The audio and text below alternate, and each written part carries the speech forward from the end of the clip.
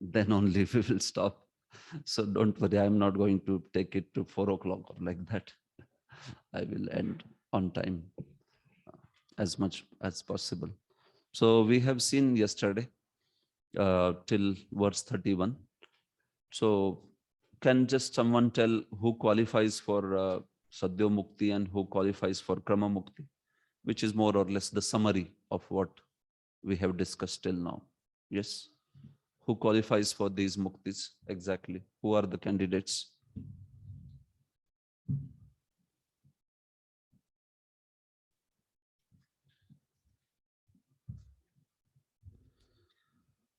Yes. Someone wants to tell who has understood? Who is? Yes, Prabhu. Guruji, an advanced yogi who has been completely purified of his desires, material desires. So he is qualified for Sadhya Mukti. What is his dharana? Dharana is a Paramatma dharana or Antaryami dharana. Yes. He is qualified for Sadhya Mukti. Yes. Yeah. And then who is qualified for Krama Mukti? One who has done Paramatma dharana, but he has desires to sightseeing. He wants to go to all the higher planetary systems till this thing, Brahmalok or Satyalok. So then he gradually goes to this thing, Sahyajya Mukti, after Correct. going through all the planets. Exactly. Yes. So both of them achieve Sahyajya Mukti. Yeah. But one achieves immediately as soon as he quits the body. Another one, when he quits the body, he goes to all these different planetary systems we saw, right? Vaishwanar Loka, then Shishumar Loka, then Mahar Loka, and stays there till end of life of end of day of Brahma. Then further moves on to Satya Loka. Can stay there till Brahmaji is there, or can go even before Brahma. So then he passes through earth, water, air, fire, earth, water, fire, air, ether. Also Ahankar, Mahatattva, finally Pradhan, and then he merges into Brahman. He merges into the effulgence of Supreme Lord. So like that, it is described for this. So in this way, both these paths have been described, Krama Mukti and this. So both yogis have gone to Brahman. Now we can move on. And they have went to their destinations. So our destination is now in further chapter, this rest of the section like that. Okay, so I'm just sharing the screen.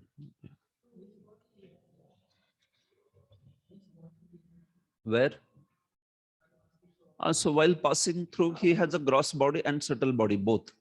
So as and when he is progressing to that planet, he gets a body according to that planet. He doesn't have one body which goes all the while.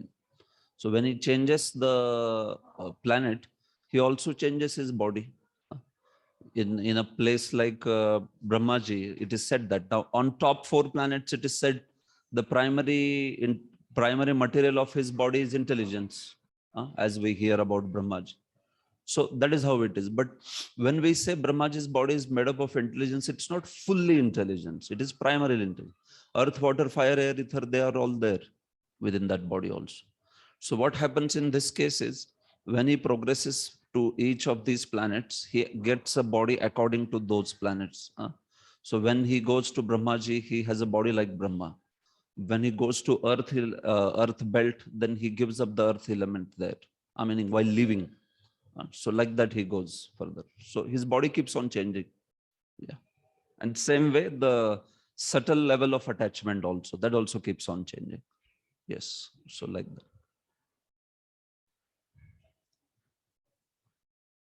Okay. So he now concludes this section now. Srila Shukdev Goswami. This topic which has begun from all the way first chapter, right? This topic of Ashtanga Yoga, where did it begin? Ashtanga Yoga topic, where did it begin? Yeah, anyone else? You remember we began Ashtanga Yoga, something like that. Yeah, exactly. Yes. So first chapter it began, isn't it? Before Vairaj Dharana was spoken, before that 1.2.1.15 till 14 he spoke about Khatwang Maharaj and all that, right? keep an eye over the overview. Otherwise, you will get lost in the topic. See, one of the very good ways to remember Bhagavatam is sort of revise overviews again and again. If you revise them, you will remember very nicely Bhagavatam. Where is what? So second chapter, we began, second canto, we began with Shukdev Goswami glorifying. Then we know that he went on from 1 to 11, he spoke about the glory of bhakti. Then in 3 verses, he sort of encouraged our Parikshit Maharaj by quoting Khatvang. Then from 15, he began Ashtanga Yoga explanation, right? So from 15 to 25, he spoke about Yama, Niyama, Asana and all that. 25 onwards, he spoke about the Vairaj Dharana, that he spoke all the way up to the last verse. Then from the next, he spoke about Upasana Phala of that Vairaj Dharana. That's how he began the second chapter. Then he said how all Phala is useless. So he criticized the Karma Phala aspect. So that he did in 7 verses.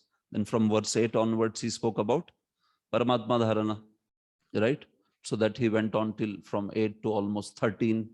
But 14th verse, he said that as long as one is contaminated, one cannot go to that Paramatma Dharana. Tavat sthaviyah purushasya. He should do worship Sthul Purusha, universal form, like that. But one who is purified, one who is ready to quit his body by Paramatma Dharana, he is being spoken from verse 15. So 15 all the way up to 21 is spoken what? It's Sadhyo Mukti, the path of immediate liberation. Then from 22, where he says that, but if that person, Yadi Prayasyan Nripaparyameshtyam, if he desires to see the Brahmaji's planet and also Vaiha Yasanam, also other planets of this Khecharas, Maharlok, Janalok, Tapalok, such planets also. So then this person should, what he will do is, he will follow the path of Krama Mukti. So that is described from verse 22, and 22 to 31 have described Krama Mukti, like that.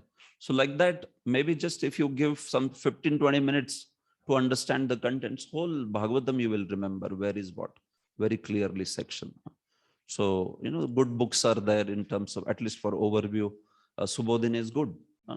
So you can get a good overview by Subodhini, like that. So, that's a good practice actually. Fine. So this is the last section now in which he comes back. You remember Dvitiya Adhyayante, it was said that he will speak about superiority bhakti at the end of second chapter again. So this is the section now, just from verse 33 onwards. In 32, he will just conclude that, yes, I have spoken to you these paths now. And but the path which is the highest is spoken in 33rd. Okay, text 32.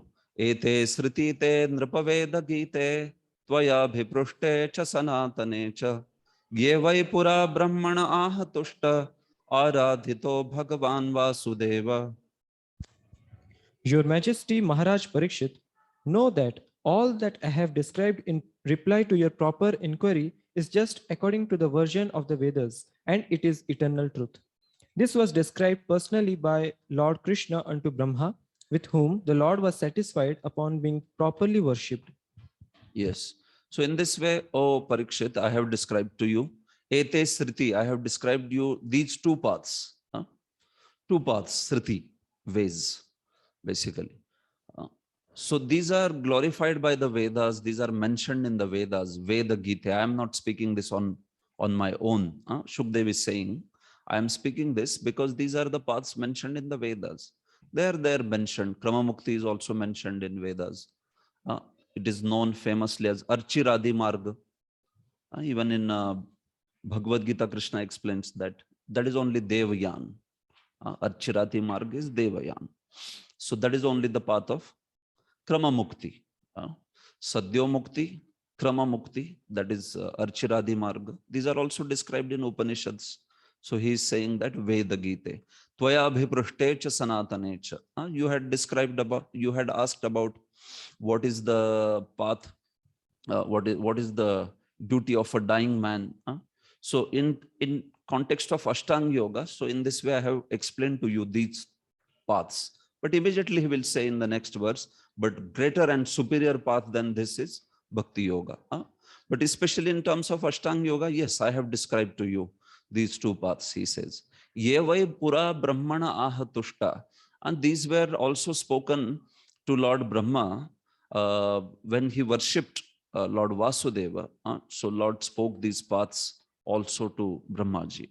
So this mention is there about Brahmaji also receiving this knowledge from Lord Vasudeva in terms of Krama Mukti and Sadhya Mukti, like that. These paths were described. So Srila Sridhar Swami says that not only Krama Mukti and Sadhya Mukti is spoken, but he says that if you see the verse, which is verse 23, so by saying na karma bhistam gatim apnuvanti, this gati of yogis is not achieved by karma bhi. He says even the path which is Pitrayan is also shown. The path which is Dhumadi Marga. One is Archiradi Marga, another is Dhumadi Marga. Dhumo Ratris Tatha, you know that. In Bhagavad Gita says that. So in Bhagavad Gita, these paths are also described. So if you know the path which is of the karmis, those who perform the Pitra Yajnas and such Yajnas, that is Dhumadi Marga. Then Brahmavidam, those who are Brahmavid, but they have these desires, that path is the path of Devayan or Archiradi Marga or Kramamukti. And then the highest path is Sadhya Mukti, where a person immediately quits the body and goes like that. So actually three paths also have been shown. Of course, he has not described that Marga very greatly, but he says, Sridhar Swami, that na karma bhi, to कर्मी लोगों का मार्ग तो भाई वो कौन सा है? That is Dakshin Marga, that is Dhumadi Marga, that is the Pitrayan, but this one is Devayan, like that. So that is the point. Krama Mukti, Sadhya Mukti, and finally the path which is Dhumadi Marga. So this has been described to you like that, says Shukdeva Goswami to Parikshit. So Prabhupada also points out various references wherein Vedas also these paths have been spoken. Prabhupada speaks about Archiradi Marg and all that. He's quoting Brihadaranyaka Upanishad, you can see, where these things are also spoken. In these places, this path is very greatly described. What happens when they go to that planet, and how then from that planet, the leader of that planet takes them to the further planet. That's why it is known as Archiradi Marga, because Archi, because Agnidev or Vaishwanar, he is the one who leads them further.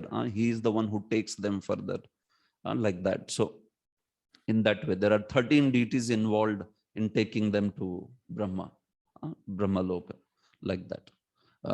So in this way, this has been described. That is the point. Prabhupada says in purport, the truth is eternal, and as such, there cannot be any new opinion about the truth. He is talking about that Veda Gitam term. This is all authentic information and not some concocted thing like that he is saying. That is the way of knowing the knowledge contained in the Vedas. It is not a thing to be understood by one's erudite scholarship or by the fashionable interpretations of mundane scholars. It should be heard in parampara and understood in parampara. Otherwise, just so-called erudition, one will lead to erroneous conclusions if he is not hearing in parampara, understanding it in parampara. This way, there is nothing to be added and nothing to be subtracted, because the truth is the truth.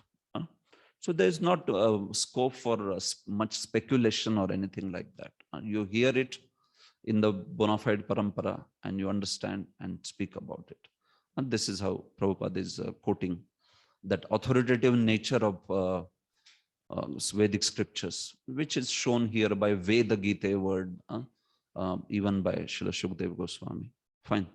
So here is what he says, that, but the greatest path is Bhakti Yoga. Text 33.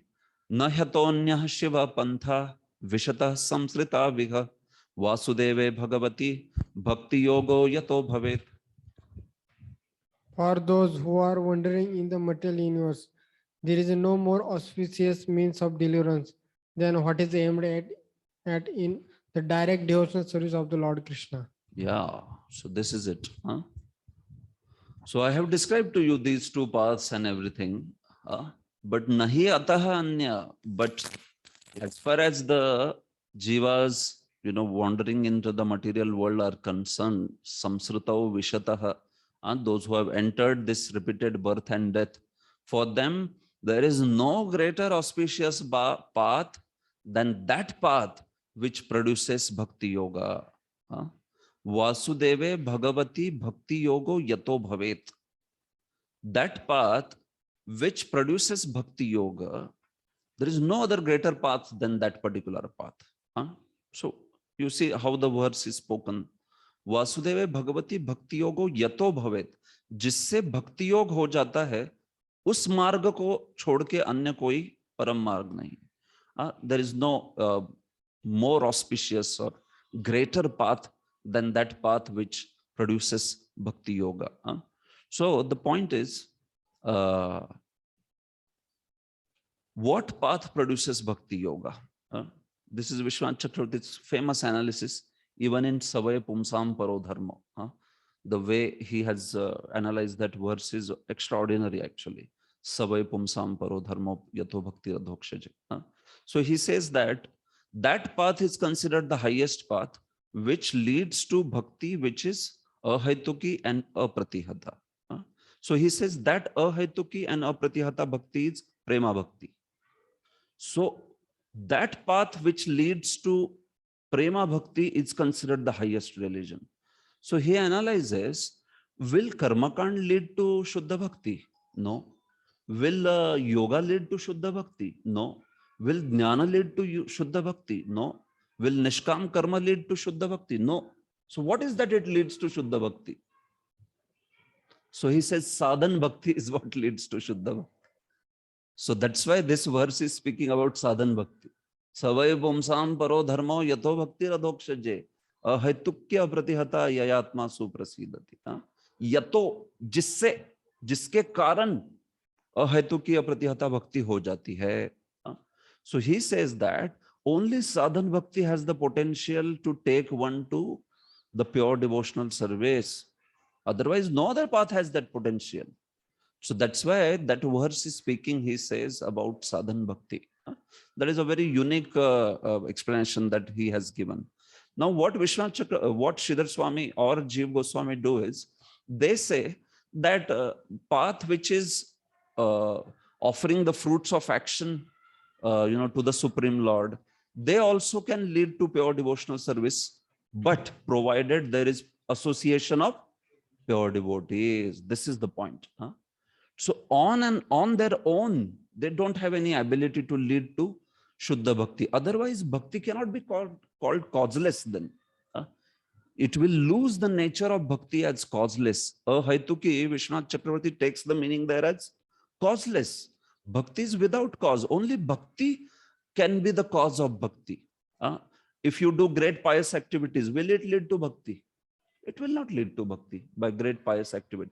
See, it may at best lead what? Somebody may say he is doing karma kand, swaha, swaha. He's saying Om Vishnave Swaha. So will it not lead to Bhakti? Well, it can lead only to Satviki Bhakti. It will not lead to Ahaituki or Pratihata Bhakti. You can read the commentary of this verse. Very vital understanding he gives. This is the fundamental point of even Madhurya Kadambini. This is how he begins. Madhurya Kadambini's first section is describing this, that how Bhakti is causeless. So there also he raises this point very clearly, that at best such processes, Nishkam Karma Yoga, Vedic Jnana, it's not going to be devoid of Krishna's holy names, isn't it? There will be some holy names, some hearing, this, that. But what it can lead is at best some Satviki Bhakti. Satviki Bhakti means one performs Bhakti to get moksha. That is the purpose of that Bhakti. One wants to perform that Bhakti by which he wants to get moksha, like that. But that Bhakti, which is the Ahaituki Pratihata, will not be generated by anything but the Sadhan Bhakti, like that. That aspect is there. Because Sadhan Bhakti is practically like, unripe mango, and Shuddha Bhakti is like ripened mango. So only unripe mango will lead to ripened mango, isn't it? Unripe jackfruit will not lead to ripened mango. or unripe sapota will not lead to, So he says this is how that verse is speaking about sadhan bhakti. And he gets into great analysis talking about then is sadhan bhakti hetu of prema bhakti? Then how is it ahetuki? Then he raises that question also. If you say sadhan bhakti is the cause of prema bhakti, then how is it ahetuki then? There is hetu, no. Hetu in philosophical language means cause. Take it always as cause. Whenever we talk about hetu in a philosophical context, it is causation. That. So anyway, that is also big analysis further. He finally proves that how only bhakti causes bhakti, nothing else. There is no other cause. But here, the same understanding is here also. Vasudeve Bhagavati Bhakti Yogo Yato Bhavet. Meaning actually that path is considered the highest path, which leads to Bhakti Yoga. So which leads to Bhakti Yoga. Here, if you see Vishwanath Chakravarti translates it as, it leads to Prema Bhakti. So that path is considered the highest path. There is no greater path for jivas than that path which leads to the Prema Bhakti. So which is Sadhan Bhakti. So this is how this path is, this verse is proving that Sadhan Bhakti is the highest path. Sadhan Bhakti is higher even than those, the path which is described of Ashtanga Yoga, which is leading to moksha. Because these Krama Mukti or Sadhya Mukti, they will lead only to what? Moksha, only to Sayujya. But Sadhan Bhakti will lead to Prema. So we are not saying Prema Bhakti is higher than the path of Ashtanga Yoga. We are saying Sadhan Bhakti is higher than path of Ashtanga Yoga. So this is his, unique explanation of this verse, that even Sadhan Bhakti is higher, because that Sadhan Bhakti is going to lead to Prema Bhakti, which will produce a Prema for the Supreme, meaning which is the result, Prema. So that's why he says that this path is the highest for the Jivas. There is no Shiva, there is no Mangal auspicious Pantha than that. This is his explanation of this particular verse, like that. Okay, so Prabhupada also is writing this commentary based on Srila Jiva Goswami's commentary, where he says these things, that he says that first and foremost, that even these paths, which is Ashtanga Yoga, they themselves are incomplete without bhakti. And even though they have that element of bhakti, at most they can lead to moksha. But bhakti, is it dependent on yoga? It is not. And bhakti will lead to what? Prema. So in this way, he says there can be no auspicious path. Because all other paths are also dependent on bhakti. Unless and until they have bhakti, they cannot succeed. But bhakti is not dependent on them. Okay, okay. Bhakti pe dependent hoke, what goal they are giving? If they were giving the same goal as bhakti, then also considered some glory. But when they utilize some aspect of bhakti, what they can offer is still what? Moksha only. Can they offer love of Godhead? They cannot. So that's why this is the highest path. So that is what Prabhupada is referring in this first section. And there are many indirect methods of deliverance from clutches of material existence, but none of them is as easy and auspicious as Bhakti Yoga. The means of Jnana and Yoga and other allied disciplines are not independent in delivering a performer. They are not independent. Means what? They need what? Bhakti. They need at least, at least at their sadhan level, they need bhakti. They may desire a goal where they don't want to perform bhakti, but in sadhan kal, they have to perform bhakti. Otherwise, they cannot even achieve those goals. Such activities help one to reach the stage of Bhakti Yoga after many, many years. Prabhupada says that. So that reaching after many, many years also, you read Jiva Goswami's comment, that is only with the association of devotees. Like that, if they come in the association of devotees. That's the point. So that's why Prabhupada also quotes here, you can see, this purport, he has quoted a lot of references, actually, very beautiful references.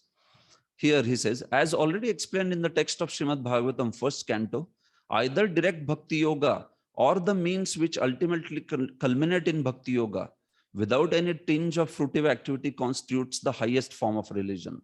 What verse he is referring to by this? As already explained in text of Srimad Bhagavatam, first canto. Savai pumsam paro dharma, not dharma projita. Yeah, savai pumsam paro dharma. What constitutes the highest form of religion? No. So that is paro dharma. That way. So either direct bhakti yoga or the means which ultimately culminate in bhakti yoga. So you have sadhan bhakti straight away, or you have something like Bhagavad Arpit Nishkam Karma Yoga, but which is culminating in bhakti yoga. Then you call it as paro dharma. Otherwise, you don't call it. That is the point. Okay. And how will that Bhagavad Arpit Nishkam Karma Yoga or something like that, Karma Mishra Bhakti, it will lead to bhakti yoga? It will lead only with the association of devotees. Otherwise, it will not lead. Otherwise, you should take that verse's meaning straight away to mean direct bhakti yoga, which is sadhan bhakti. So this is how the verse is being spoken over. Text 34. Bhagwan Brahma Kartsnena Triranviksha Manishaya Tadadhyavasyat Kutastho Ratiratman Yato Bhavet. The great personality Brahma, with great attention and concentration of the mind, studied the Vedas 3 times. And after scrutinizingly examining them, he ascertained that attraction for the Supreme Personality of Godhead, Sri Krishna, is the highest perfection of religion. Yeah, so I am not saying, Shukdev is saying, main nahi bol raha bhai, that this is the most auspicious path. Who says, who concluded this? Even Brahma himself. Bhagavan Brahma Karsnena. Here Brahma means Vedas and Bhagwan means Brahma. Okay. In the verse, if you see, Bhagwan Brahma Karsnena Triranviksh. So Bhagwan is used for Brahma. Brahma means Veda, like Tene Brahma Rudha Adi Kavaye, like that. Okay. So 3 times he studied the Vedas. After Lord revealed that knowledge to him, he 3 times studied it, and then he understood that actually it is the greatest path is what? Ratiratman Yato Bhavet. The greatest path is that bhakti yoga by which Rati, for the love for the Supreme Lord, that will be generated. So that he concluded, Adhyavasyat, that he concluded as the highest path. So this is, he is quoting also Brahmaji as giving the same version, that what is the highest path for jivas, that is the path of bhakti. So Prabhupada also is quoting this in purport. Although Brahmaji heard Vedic instructions directly from Personality of Godhead, in order to satisfy inquisitiveness of all prospective students of Vedas, Brahmaji, just like a scholar, studied the Vedas 3 times. It is said that a scholar, in order to understand the conclusion, studies it 3 times. Anything. It is like that. Like you want to emphasize something, then say it 3 times. So similarly, Acharyas have quoted that one subject should be studied 3 times. So Bhagavatam should be studied at least 3 times. Prabhuji is studying many times, more than 3 times. So yes, that is the point. So he studied with great attention, concentrating on the purpose of the Vedas. And then what did he ascertain? He ascertained that actually pure unalloyed devotional service, that's the greatest conclusion of the Vedas. And Vishwanath Chakravarti has given a different meaning to this verse by saying that Bhagwan here refers to Vyasadeva. And he said Vyasadeva also studied Vedas 3 times and came to the same conclusion, like that. So Vishwanath Chakravarti is fond of giving a different meaning to the text. That is his usual style. So yes, Vyasadeva also, some muni bhutva samachintayad. Shruti speak that how Vyasadeva, as a muni, he did a great chintanam thrice on the message of the Vedas, the message of, and then he understood that actually bhakti is only the highest thing, like that. So that is spoken by Srila Vishwanath Chakravarti. Okay, text 35. Bhagwan sarva bhuteshu lakshitah swatmana harihi drushyair buddhya dibhir drashta lakshanair anumapakai. The personality of Godhead, Lord Shri Krishna, is in every living being along with the individual soul. And this fact is perceived and hypothesized in our acts of seeing and taking help from the intelligence. So can that Bhagwan be perceived? Can that Bhagwan be understood by, by hypothesis, by Anuman? So he says, yes, that Bhagwan can be hypothesized to some extent, meaning we can conclude that that Supreme Lord exists, that Bhagwan is there, even by some basic pratyaksha and anuman that he is saying in this verse. Actually, this verse is highly philosophical. This verse is the last verse which Srila Jiva Goswami has commented in his Paramatma Sandarbha. And he has given a 4-page commentary on this verse. But we obviously, we don't have time to look at it. It has a very deeply philosophical ideas in Drishya, Buddhya, Dibhir, Drishta. What is Drishya? What is Drashta? What is Anumapakai? All that. But anyhow, in study of Sandarbhas, you are most welcome. So there you can start. So basically the point of this verse is that, yes, this Bhagwan is Lakshitaha. This Bhagwan can be understood. He is visible. By even seeing and understanding with, commonplace logic, Anuman, this Lord can be perceived. How Drishyar Buddhya Dibhir Drashta. So by seeing the things which are perceived in this world, Drishya, and also by our intelligence, by understanding with our intelligence. So what Prabhupada does in purport, he speaks about a practical way in which we can conclude about the existence of God. He has given a very long purport, but basically he's explaining the steps. That first one, see, Prabhupada begins with, one can perceive one's self-identification and feel positively that he exists. One can sit and then he knows that he exists, right? That is the first thing, because one is thinking, one is feeling, one is willing, like that. So first thing that one can understand that he exists. I think, therefore I am. There is a famous line like this in Western philosophy, like that. So the point is what? I am not this body and I am somebody apart from the body. Prabhupada would teach this even to children. This small children, Prabhupada had that ability, where he would say, show me your hand. So the child is showing the hand. Show me your nose. And then he's showing the nose. Show me your mouth. And he's showing the mouth. Show me yourself. And then child is wondering how to show myself. Because if I show this, no, that is your chest. If I show this, no, those are your eyes. So who is we? And then Prabhupada would say, you are not body, you are the spirit soul.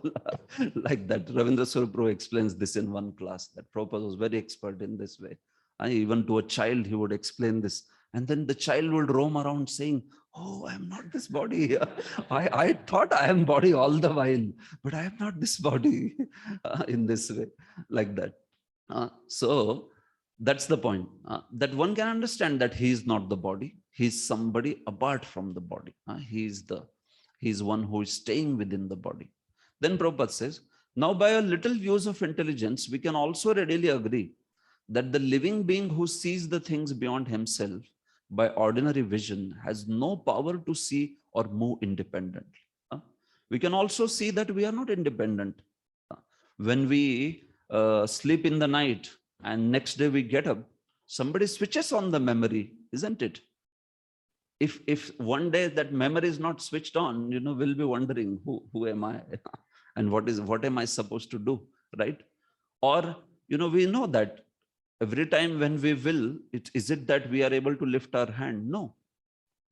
Many times we can see that we are able to lift, but then there is also no control over it. Sometimes it may so happen that even though you will, you're not able to do it. Because we understand that there is somebody else who is controlling these things. Things are beyond his control. If everything was in control of man, would he be suffering? But he's suffering because things are not in his control. This is the point, like that. So you have also factors which are beyond you, somebody who is controlling. Like that he goes step by step, and then understand, he says further. Now with a little further use of intelligence, we come to the point of accepting that the things which are seen cannot be animate unless someone is the user or director of the intelligence. Intelligence gives one direction like some higher authority. So one, by his mind and senses, may desire to procure some things and enjoy, but he has not created those objects. Did we create the sense objects? They are not being created by us. So for the senses also to enjoy or accept sense objects, they have been created by somebody else. So who has created those sense objects? Who is the one who is directing all these things? So one asks that question. So these are the things which are beyond his own intelligence. They have being provided. And then although one may put effort, same effort, but somebody gets that particular sense object, somebody doesn't get that sense object, isn't it? Everybody works hard, but does everybody get into IIT? No, few people get. So then there is also a factor which is much beyond his efforts. What is that factor? Somebody is also seeing the aspect of karma. Does he have the karma? Does he have that karma? And then based on that karma only something can be provided. So like that, if you go step by step by logic, also one can understand that there has to be Paramatma. That's the point. Just like somebody, Vishwanath Chakravarti gives an example that there is a carpenter, and that carpenter is being employed by somebody to make one particular object like that. So he has been given the tools by which to make that object. He has been given the wood by which. So when the final product is finished, can he claim that that is mine? Or who gave you the ingredients? Who gave you the ability to do that by tools and all that? So this is only called as nimitta karan and upadan karan in causation. When you say who gave you the ingredients, that is upadan karan. Who gave you the tools by which to get these things, that is considered nimitta karan. So by nimitta karan, by upadan karan, we do understand that there is this personality who is beyond us and who is directing everything in our life. Buddhi, what is that? Drishyer buddhya dibhir drashta lakshanai ranumapakai. In this way. So by such hypothesis, also one can understand perceive the presence of the Supreme Lord. That's the point of this particular verse, that Bhagwan in this way can be even hypothesized. And then when you follow the practice, follow the process of bhakti, you can actually realize him. You can see him, serve him, perceive him, all those things. So that is the process of bhakti yoga. Text 36.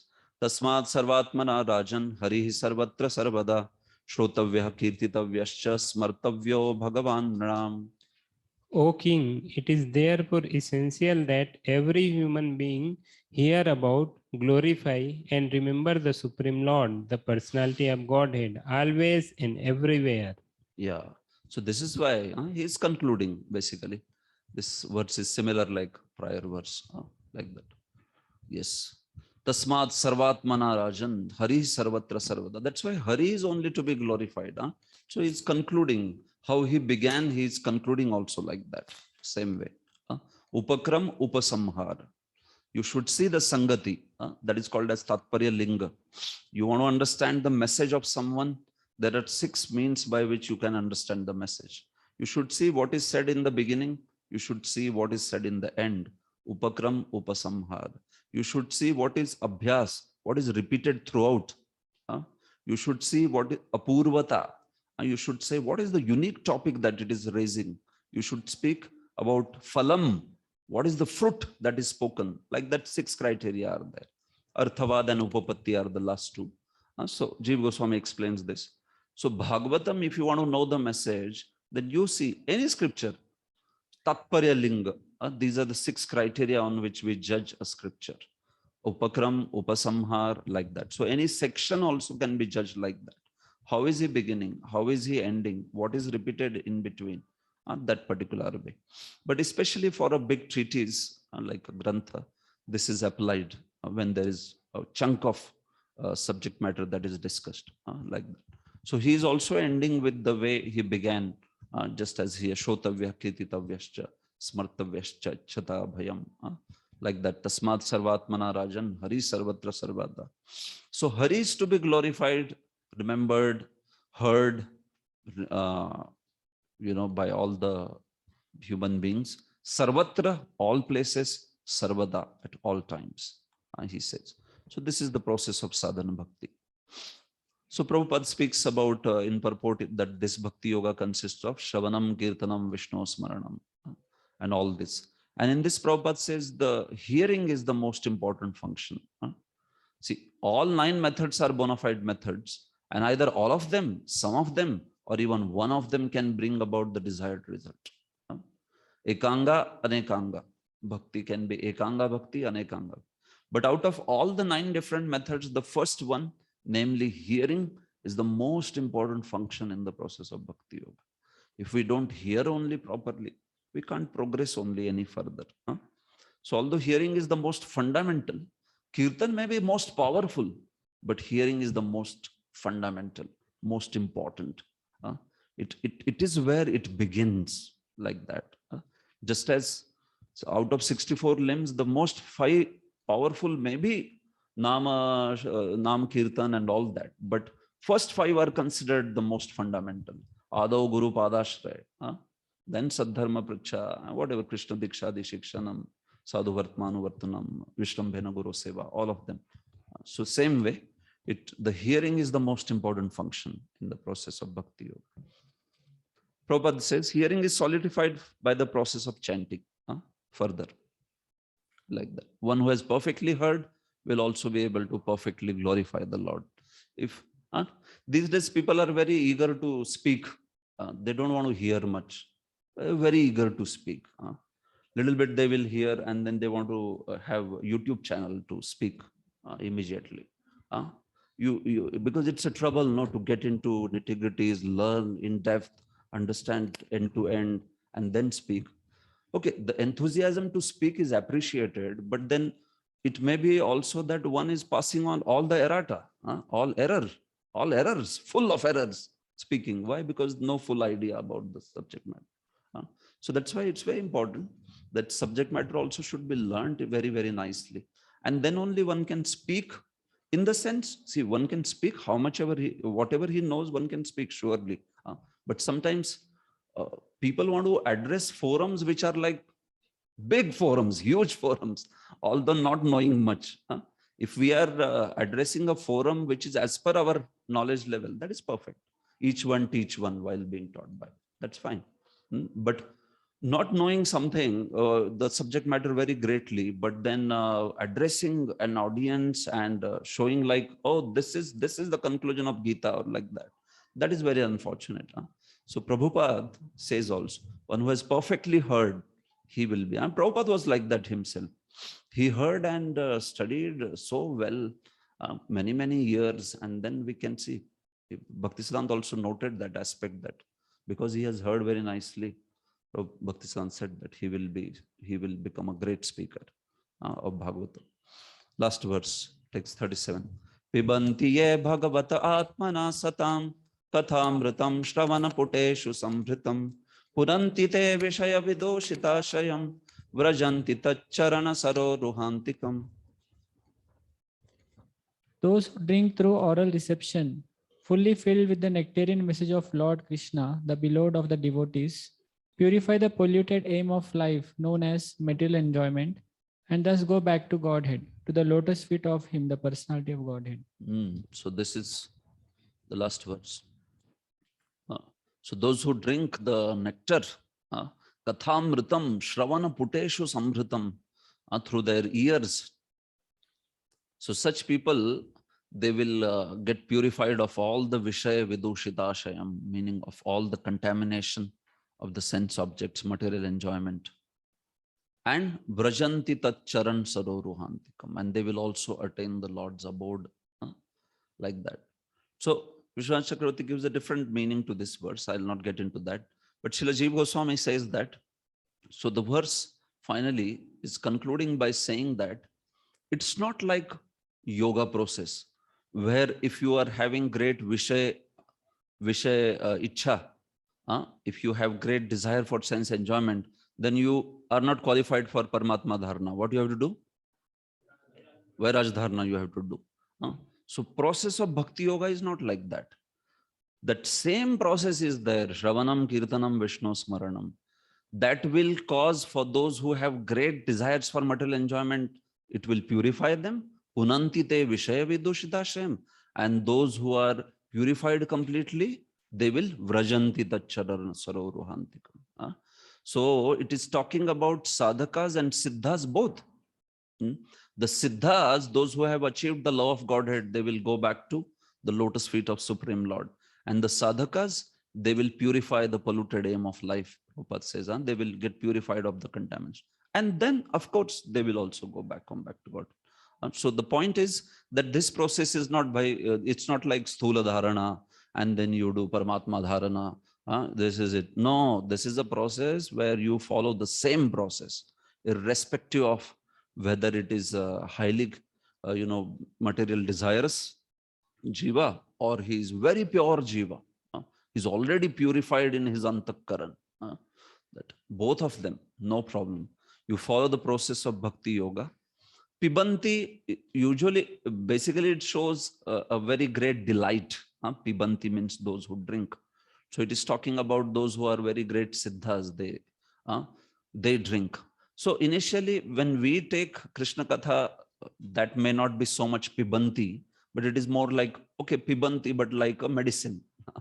It's like a medicine. But for siddhas, it's not a medicine. It is delight. It's a very great delight, like some, sugarcane juice or madhura or what is that? Like amras, yeah. Yes, galitam phalam, bhagavatam, yes. Phalam and rasam, both. So it's like that. But then, for both of them, it is going to act. And both the aspects, that's why have been said in this verse. That is the explanation of Srila Jiva Goswami. Katha itself will purify both of them this way. So Prabhupada also, he said, Srila Jiva Goswami Prabhupada has commented on Kathamritam mentioned in this verse and has indicated Srimad Bhagavatam to be the nectarian message of personality of Godhead. By sufficient hearing of Srimad Bhagavatam, the polluted aim of life, namely lording it over matter, will subside, and people in general, in all parts of world, will be able to live a peaceful life of knowledge and bliss.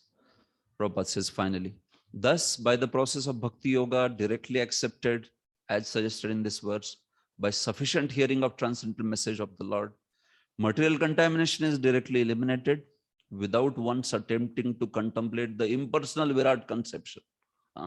That's not path of bhakti yoga, that you are contaminated, so go to sthul dharana. No. By practicing bhakti yoga, if the performer is not purified from material contamination, he must be a pseudo devotee. So Prabhupada is also showing this point that if we are practicing bhakti yoga and then we are still not getting purified, then we should look in our hearts what is happening. Maybe we are not practicing the process very sincerely, very seriously. Of course, at the same time, purification is not overnight affair. It will take time, but at least one should be making tangible progress as the years are passing, like that. Prabhupada says, for such an impostor, there is no remedy for being freed from material entanglement. If by bhakti yoga also he is not getting purified, abhi kya kare usko? Vairaj dharna ko bhejo fir. But that is even more difficult path. Thus end the Bhaktivedanta purports of second canto, second chapter of Srimad Bhagavatam, entitled The Lord in the Heart. Okay. Hare Krishna. So this chapter is ended now. Do you wish to ask anything before we proceed to the next chapter? Yes, bro. When yogi is going through the process of this Krama Mukti or Sadhya Mukti, if fall down happens, then what is the destination of such a yogi? Like in Bhagavad Gita also there is about long-term yogi after long-term process. Correct. And also Neha Vikrama Nashasti. So in relation to these verses, how to see a yogi destination in next life? Krama Mukti yogi will never fall down. Krama Mukti yogi never falls. He's going to only proceed further. Of course, possibility in terms of his free will, how he will use, who can say? So there is possibility from that angle, but there is no probability. Shastras don't speak of Krama Mukta falling. It will not happen because he has already gone to that level of focus on his goal of mukti. But the point is he has also this series of desires which are there. So that's why Krama Mukti if he's falling from there, then it will not be considered a mukti. No, how is it a path then of mukti if he's falling from there also? So krama mukti is he just progresses one after another, and then he finally ends with that. How much ever he, because see, none of these planets he has achieved by karma, no. So that's why punya is over, chalo niklo bhai, out. It's not like that, no. He can stay as long as he want in any planet there. So from that angle, once the process is like that, that once he is purified from that desire, he just moves on and on and on. So there, the fall down thing is not spoken in Krama Mukti. There's nothing like that. At least there is nothing like that spoken by acharyas or anyone. Yes. Yogi being unsuccessful, generally Prabhupada writes purports in relation to bhakti. Yeah. So if we take in relation to yoga path, so what happens to the destination? Will they continue the process in the next life? Yeah, absolutely. Yes. Anybody who is the path of Jnana Yoga or yoga, meaning Ashtanga Yoga, when they give up their body, the amount of advancement they have made on their path remains with them. And then in their next life, they are born with that particular Antakaran Shuddhi that they have achieved by that path, and they proceed from there. So they will be born in a situation where that path of yoga or jnana will be rekindled like that. So with devotees, just as it is there with devotees, it's also there in these paths, because these are considered transcendental paths. Yes. Baldev Vidyabhushan explains this. Okay. Anyone else?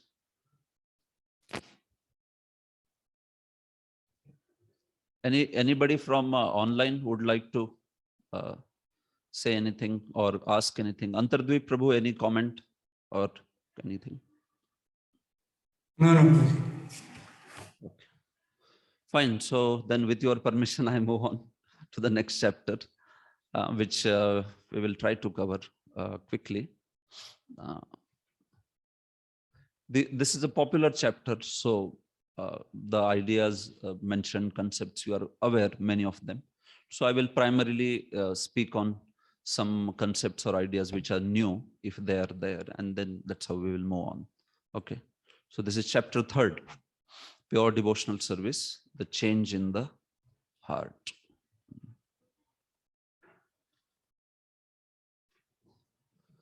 So text 1. Shri Shuka Uvacha Evam etan nigaditam prushtvan yad bhavan mama nrinam yanmriyamananam manusheshu manishinam. Shri Shukdev Goswami said, Maharaj Parikshit, as you have inquired for me as to the duty of the intelligent man who is on the threshold of death, so I have answered you. Yeah. Just a minute. Okay. Yes. So 3rd chapter begins now here. Shri Shuka Uvacha. Evam etan nigaditam. I have thus spoken to you that which you had asked me. Prushtavan. What was that? Purushasya yat karyam riyamanasya sarvatha. What is the duty of a dying man? So I did explain to you the duty of dying man. I explained to you the duty of dying man. And he says also Manishi Nam in that. So we'll see that. Just before that, Vishwanath Chakravarti's explanation of the contents of the topic. Tritiyetu nrinam kshulla phala eva anya surarchana tathaiva indriya vaifalyam cha uktam bhaktim rite hare. In the 3rd chapter, what is spoken? Anya surarchana is spoken.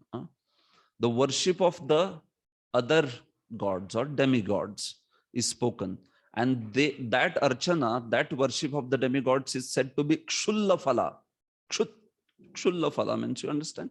It is giving a very insignificant benefits, like that. It is of some very insignificant benefits. All this worship of demigods. Tathaiva, and also similarly, indriya vaifalyam. So bhaktim rite, if there is no bhakti, then all our indriyas, all our senses are actually futile. Indriya vaifalyam. All our senses are useless if there is no bhakti. That is also spoken in this particular chapter. So it is glorification of that pure devotional service aspect only. But the Indriya Vaifalyam, that topic is spoken by Shaunak Muni. That is, yeah. Oh, okay. Sorry, I didn't. I just shared that particular screen. I think.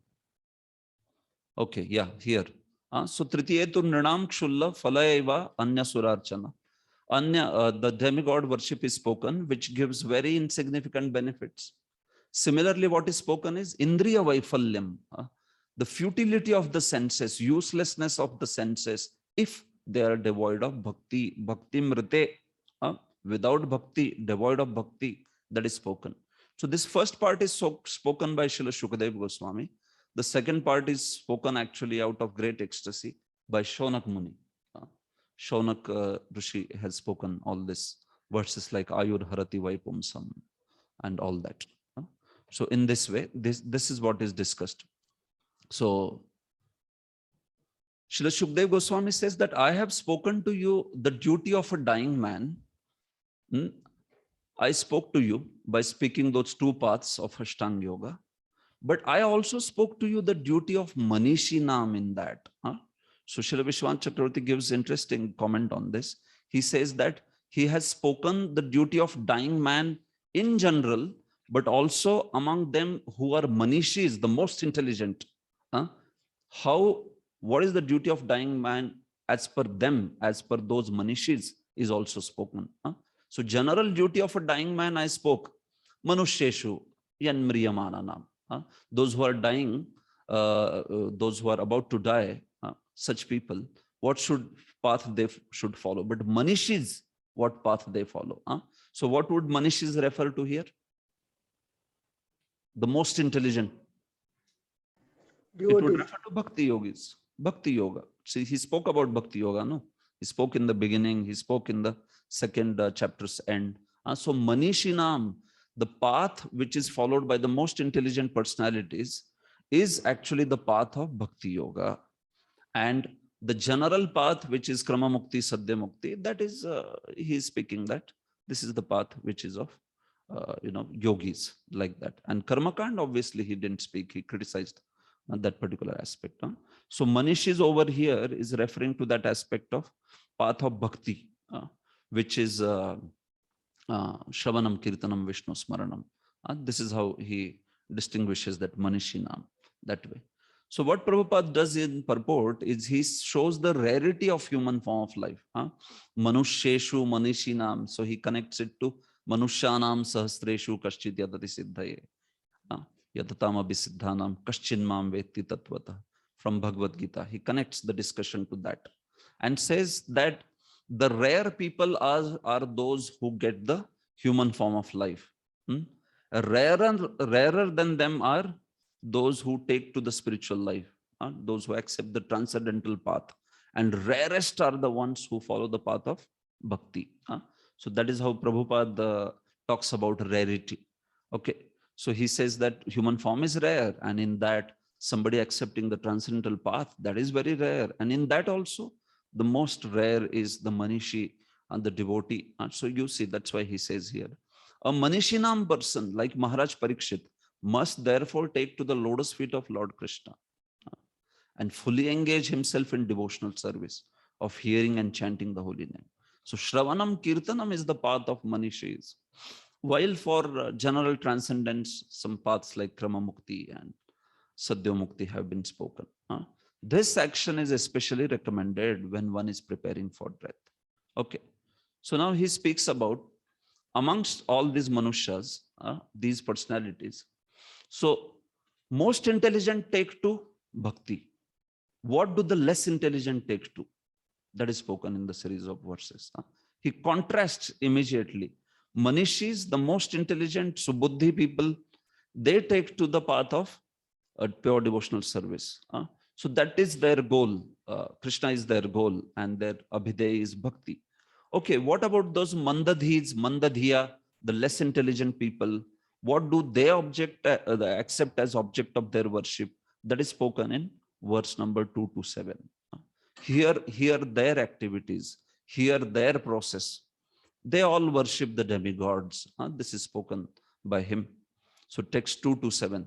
Brahma varchas kamastu yajeta brahmana patim indriyam indriya kamastu praja kama prajapatin devim mayam tu shri kama tejas kamo vibhavasum vasukamo vasun rudran virya kamo tha viryavan annadya kamastvaditim swarga kamo dite sutan vishwan devan rajya kama sadhyan samsadhako visham Ayush कामोश्विनो देवौ पुष्टि काम इलाम यजेत प्रतिष्ठा काम पुरुषो रोदसी लोकमातरौ रूपाभिकामो गंधर्वान् स्त्री कामोप्सर उर्वशीम आधिपत्य काम सर्वेषां यजेत परमेष्टिनम यज्ञम यजेत यशस काम कोश काम प्रचेतसम विद्या कामस्तु गिरिशम दाम्पत्यार्थ उमां सतीम.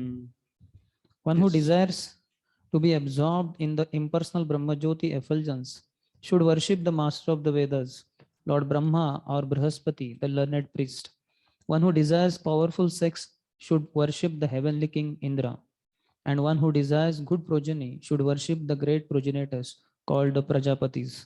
One who desires good fortune should worship Durga Devi, the superintendent of the material world.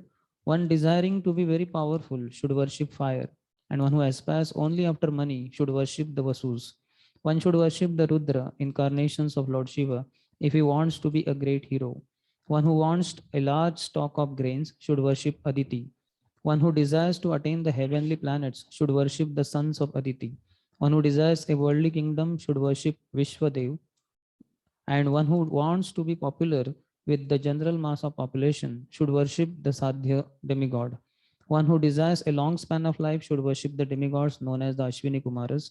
And a person desiring a strongly built body should worship the earth. One who desires stability in his post should worship the horizon and the earth combined. One who desires to be beautiful should worship the beautiful residents of the Gandharva planet. And one who desires a good wife should worship the Apsaras and the Urvashi society girls of the heavenly kingdom. One who desires domination over others should worship Lord Brahma, the head of the universe. One who desires tangible fame should worship the personality of Godhead. And one who desires a good bank balance should worship the demigod Varuna. If one desires to be a greatly learned man, he should worship Lord Shiva. And if one desires a good marital relation, he should worship the chaste goddess Uma, the wife of Lord Shiva. So this is Karma Kand in summary.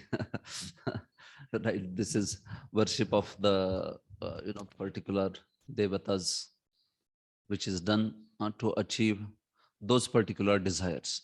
So one who wants this should worship this. One who wants this particular desire should worship that demigod in that manner.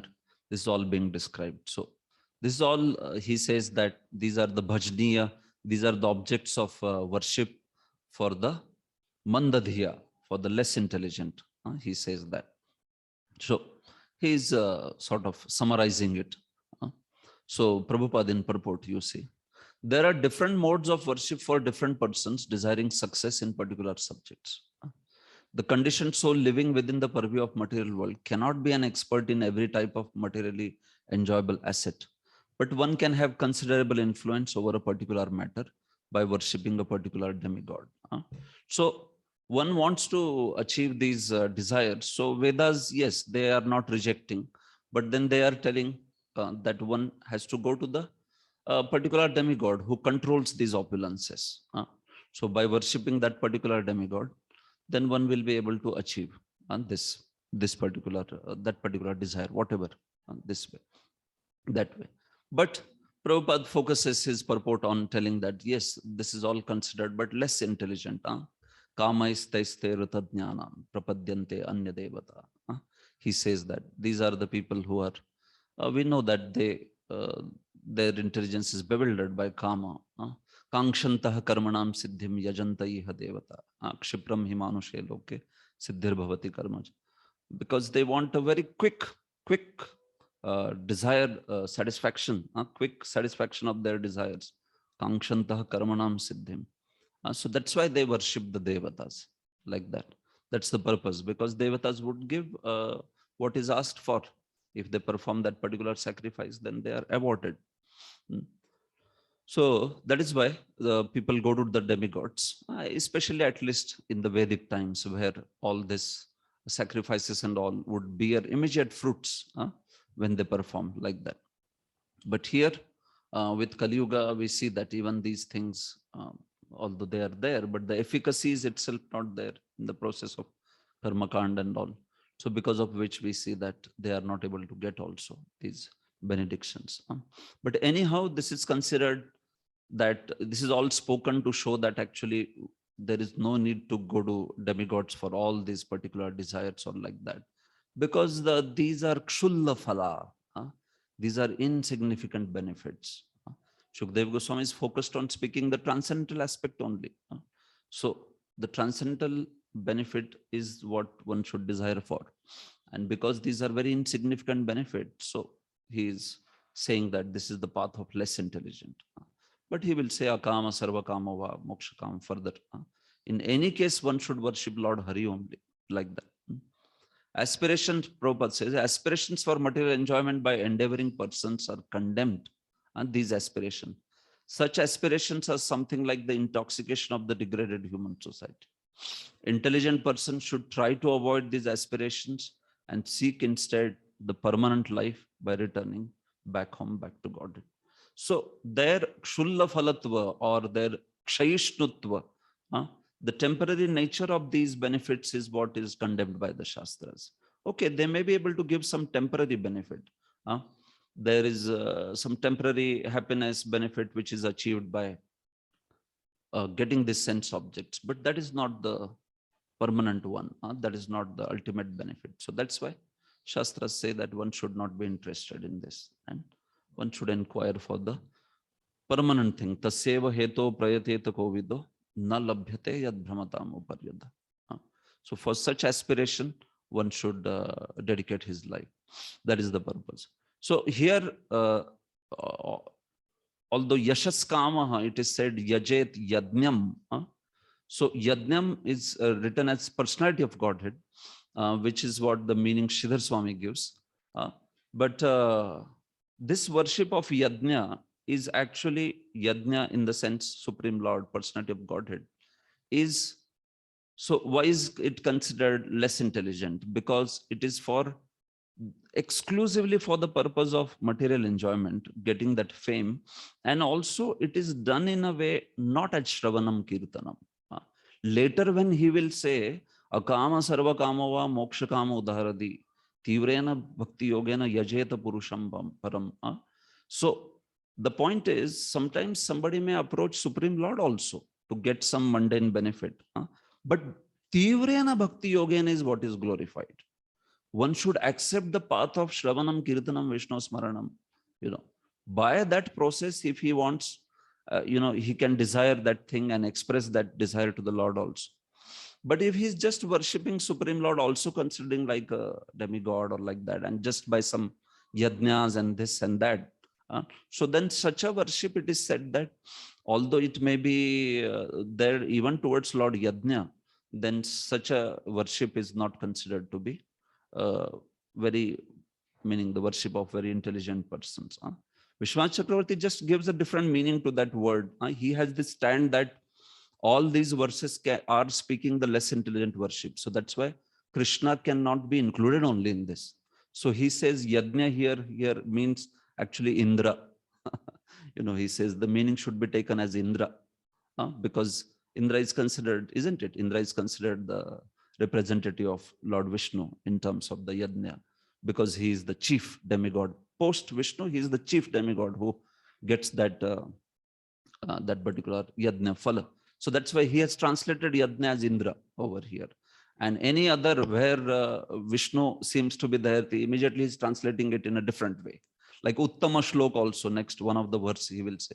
He says that this means some pious kings which are glorified. This doesn't mean Lord Uttama Shloka, which is Lord Vishnu. So that is his unique stand. He says up to text 9, where it is said, see, text 9 says, Kama Kamo Yajet Somam. So he says up to this line, it is all worship done by unintelligent persons only. Only post this, akamaha purusham param. Now begins the worship of the intelligent, like that. Okay. So I just explained from both the angles. If you take it generally to mean, although they may worship the Supreme Lord, but that worship is like Karmakand worship. It is not by Shravanam Kirtanam. And second is, you just yajna, that meaning is taken completely different. That's not taken as Supreme Lord's worship this way. Okay. Further.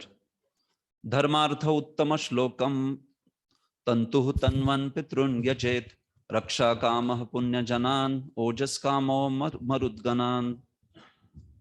One should worship Lord Vishnu or his devotee for spiritual advancement in knowledge and for protection of heredity and advancement of a dynasty. One should worship the various demigods. Yeah, correct. So here also dharmartha uttama shlokam, for one should worship Lord Vishnu or his devotee for spiritual advancement in knowledge. So if you take that meaning, which is Sridhar Swami's meaning, then it will not be considered worship of less intelligent. Okay, that meaning then you should take this out from this series of all this demigod worship. It will not. Dharmartha uttama shlokam. Otherwise, he says, Srila Jiva Goswami and Vishwanath Chakravarti, that this uttama shlok can refer to some kings, very special kings who are considered greatly pious kings, like that. And if one worships these greatly pious kings, then he also gets the charities, qualities of dharma, religiosity, like that. So that meaning can be taken. Tantu tanvan pitrun yajet, baki, this is clear only. One for heredity and all that, then one worships people like Pitras and Marudganas and all that. So that is continuing again within the series of demigod worship. Text 9. Rajya kamo manun devan nirritim tvabhicharan yajet kama kamo yajet somam akama purusham param.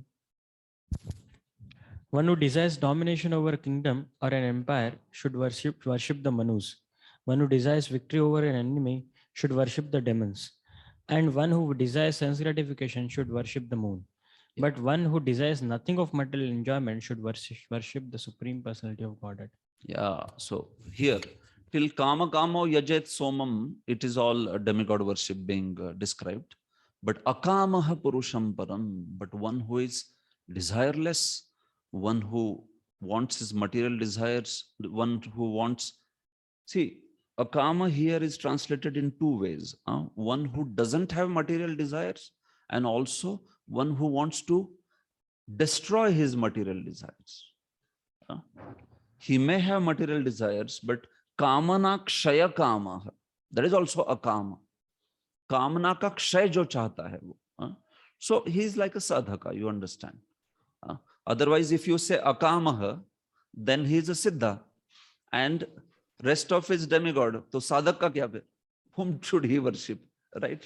So because his goal is also becoming a kama, he is desiring that kamana kshaya kam, jo kamna ka kshay chahta hai, one who wants to destroy his material desires. Such a person also should worship param purusham.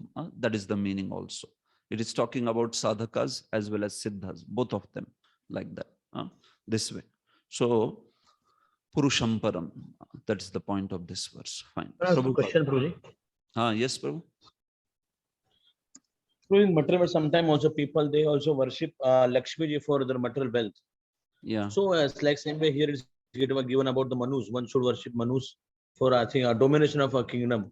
So because they are all pure devotees, like Lakshmi, the internal potency of the Lord.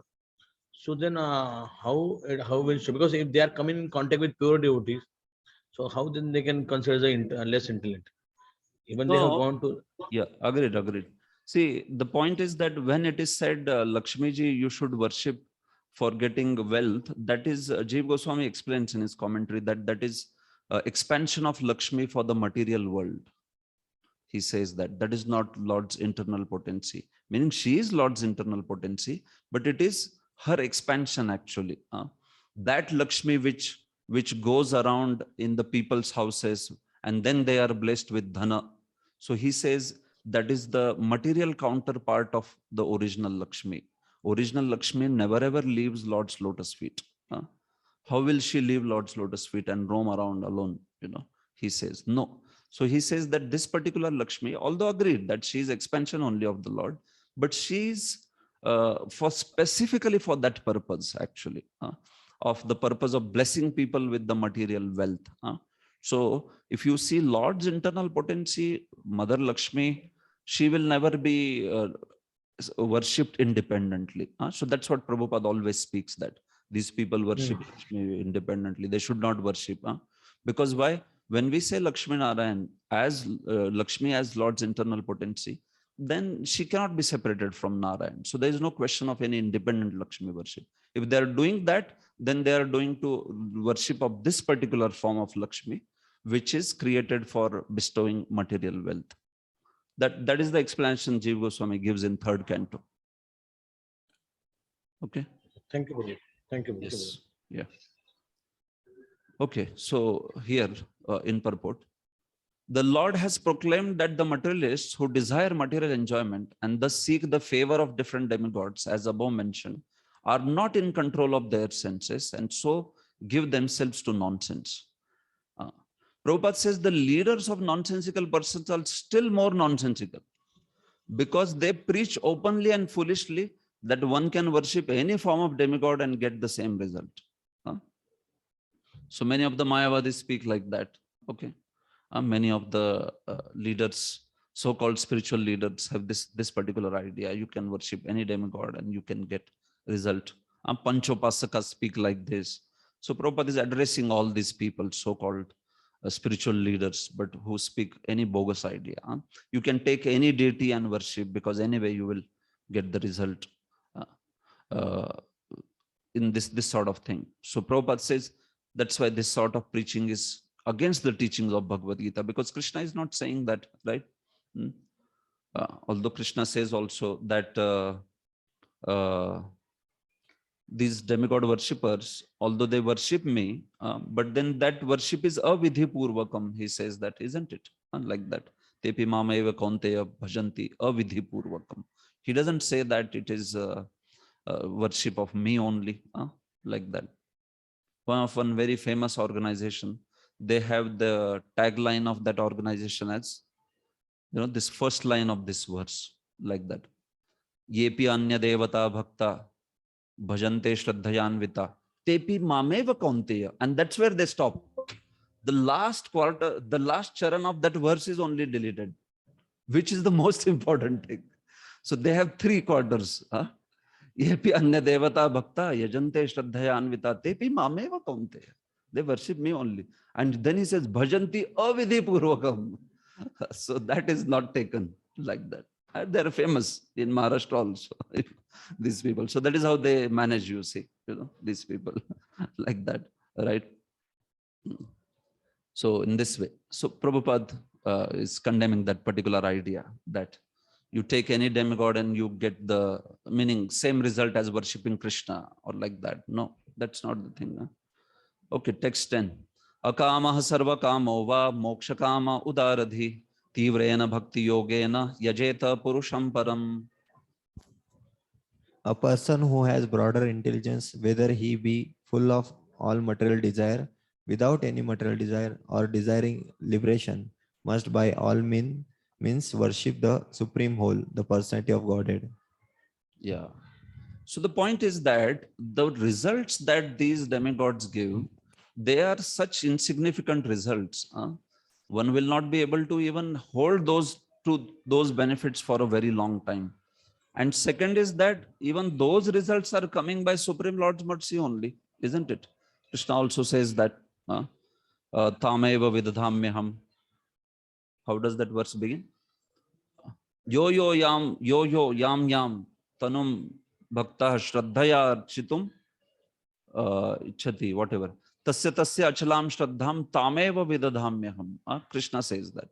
Basically, I only give the shraddha by which they worship those particular demigods.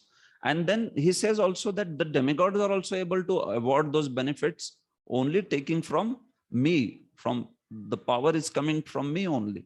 So from the angle, that particular angle, that anyway, Supreme Lord is only by his mercy only these personalities are also able to give those benefits, and they are temporary benefits. So that's why he is saying, Akamaha sarva kamo va moksha kama udaradhi tivrena bhakti yogena yajeta purusham param. Like that. We read the translation, right? Or it didn't read? Okay. So what is he saying? That this is why anybody who is akama, or he is sarvakama, or he is moksha kama, but such intelligent person, meaning he can belong to any of these categories, no problem. Still he can be udaradhi. Still he can be very intelligent. Prabhupada says broader intelligence. Yes.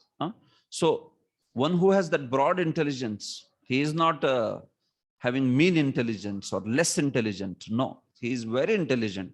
Udaradhi, subuddhi, like that acharyas have translated. So such a person, instead of going to all these different demigods, he should worship Param Purusha, Tivrena Bhakti Yogena. That is a very important qualifier.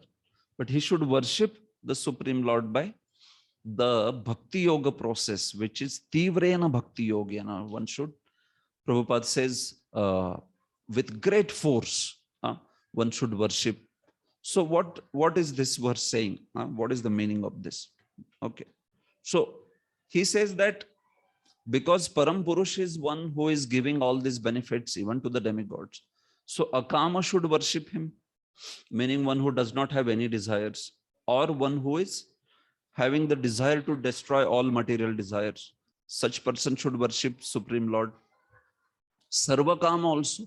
Okay, somebody say, no, but my desire is to fulfill a particular, I want to get a particular benefit. I want that material desire to be fulfilled. Okay, so still one can worship the Supreme Lord. Sarvakama. Because without having bhakti, without having mercy of the Supreme Lord, even in that path of karma kand, you cannot get any benefit. So just apply it over here to the right person. So even if somebody is sarvakama, va moksha kama, or even if one has desire for liberation, in either of the cases, intelligent person should just worship the Supreme Lord. Just please Purusham Param, Param Purush Bhagwan Vasudeva by intense bhakti yoga, like that. So the meaning here, the way Vishwanath Chakravarti and Srila Jiva Goswami have analyzed this verse, they say that here Akama word is translated by Sridhar Swami as Ekanti Bhakta. Ekanti Bhakta, meaning his only desire is pure devotional service. He is Ekanta Bhakta. He doesn't want anything else this way. So he is desireless. He is free from desires, means his only desire is to please the Supreme Personality of Godhead. Prabhupada also has written this in purport, that Jiva Goswami says, Bhajaniya Param Purush Sukhamatra Swasukha. Bhajaniya Param Purush, meaning the object of his worship, the Supreme Lord, his Sukhamatra, his happiness is his only happiness. So when we say free from desires, this doesn't mean he is free from desires per se, but his only desire is the happiness of his beloved Lord. That is the meaning of akama, desireless. His only desire is freedom. His only desire is the happiness of his beloved Lord, like that. So because of that, there is no sarva kamata in it. It is free from desiring other sense objects like all these other people. And there is also no moksha kamata in it. See, these are distinguished, that's why. Akama is different than sarvakama and also moksha kama, meaning one who is akama, one who is only concerned about the pleasure of his beloved Lord. He doesn't want moksha also.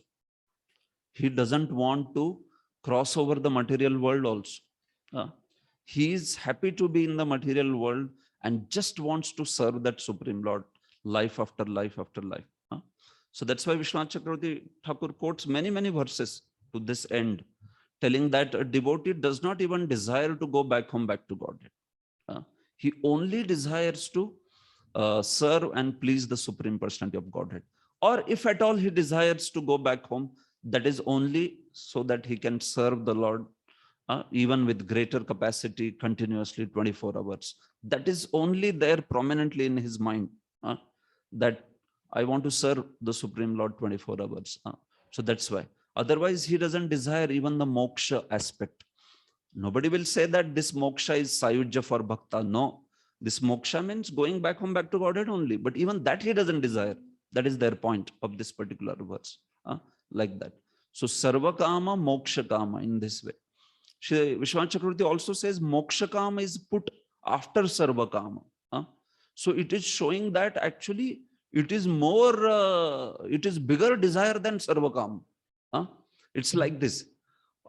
The verse is saying like this. See, even if you don't have desire, or even if you have all sorts of desire, or even if you have moksha desire, so which is the highest then? Moksha desire is the highest. So this is how he is speaking this verse. He says, moksha kama is put after sarva kama to show that this sarva kama people are happy with the, some money or some woman or some, some stay in some heaven or like that.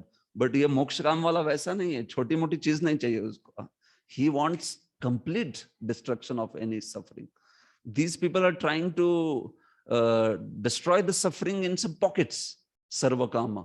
But moksha kama, one solution, atyantik dukkha nivrutti, finished, like that. So that's why he says that they are put after sarva kama, that desire, and they are very intense on that.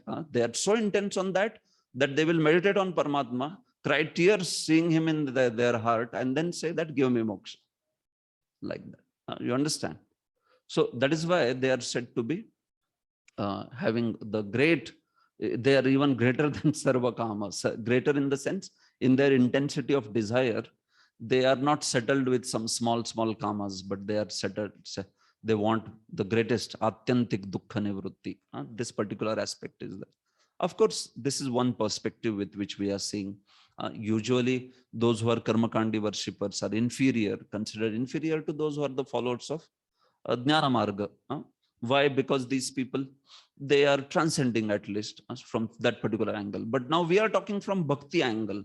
So from bhakti angle, then even moksha kama becomes sort of a great sense gratification, so to say, because he is doing atyantik dukkha nivrutti. He just wants to get rid of all suffering of material world and attain that shanti, where there is no subject-object relationship. He just is merged in Brahman completely. This way. Yes, Prabhu. Is there any similarity of this verse with Chaturvida Bhajante Mam? Because Udara Sarva Evete, that Udara, and here Udardhi. Is there? There, Udara, Baldev Vidyabhushan says that why he is calling them Udara, because they come to him, like that. They have come to the right object. And here also Udaradhi, he says Subuddhi. Why? Because they should worship, they should come to the Param Purusha. But here two qualifiers are there. That verse has Udaradhi, or whatever, Udar, that word is only in terms of they have come to the right object of worship. Here the two qualifiers are there. They have come to the right object of worship, and they have also come to the right object of worship to follow the right process, which is Tivrena Bhakti Yogena. So yes, you can connect that way, that they both of them are speaking about coming to the right object of worship, like that. But here additionally Tivrena Bhakti Yogena is also there, because just as we said, somebody may worship Lord Vishnu also from the angle of just doing some and getting material enjoyment. But here Tivrena Bhakti Yogena, then these both the qualifiers make him into Udaradhi. That okay. And then the second question is about if he has Sarva Kama, that means he has all material desires. How could he be doing Tivra Bhakti? Yeah. We were discussing in our class, just like Dhruva Maharaj is one example. Correct. He had that ambition. I have to get kingdom greater than my great grandfather. And if God is giving, who shows that God, Vishnu, I'm going. But are there some other examples also? Tivra Bhakti they could do, because example of Pururava is also put into this category, where he worshipped Lord Vishnu, pleased Lord Vishnu, but for the same purpose, again, to get Urvashi, like that. So yes, how will he perform Tivrena Bhakti Yogena? So the recommendation is being given like that. Now, when he starts performing Tivra and Bhakti Yoga, and he will be purified. Surely he may be purified. But the principle holds true that if he thinks that, can I get all these material benefits by worshipping the Supreme Lord, by pleasing him? Yes, you can. He can give. If somebody has intense desire to achieve these things, and because for that he is doing Tivra Bhakti Yoga, intense practice, then he will be given. And as you quoted rightly, Dhruva Maharaj's example is also showing that particular aspect. But then, most likely, if somebody is too much intense in his material desires, then such a person Krishna may award and also may not purify him immediately. Like even in Pururava's case, it happened little later after he went through the entire experience. But for most of the cases, he will purify right there, immediately by practice of Tivra Bhakti Yoga. And still he may award that particular benefit. But anyway, now he is not interested, or he will not get entangled that way. So yes, that is agreed that how will they can perform Tivra Bhakti Yoga. They are recommended to perform Tivra Bhakti Yoga, but after which the benefit will not be like the path of Karmakand. Just no, it will not be. Krishna says that also. That's why in 5th canto, Satyam Dishatyartha Arthitam Nrinam. He says that when these people approach to be with some material benefit, do I give or not? So he says Satyam. No, who says that verse? I think somebody else says that verse, not Lord. But Satyam Dishati, does he give the material benefits? Yes, Satyam, he gives. But he will give in such a way that person will never ever desire it in again their life. So, Vishwanath Chakravarti says, what is that never ever desiring in that way? So he says that either he will give it in such a way that he will purify him and give, so that now he never wants, like our Dhruva Maharaj, or he will give and purify so much that he will never desire that again.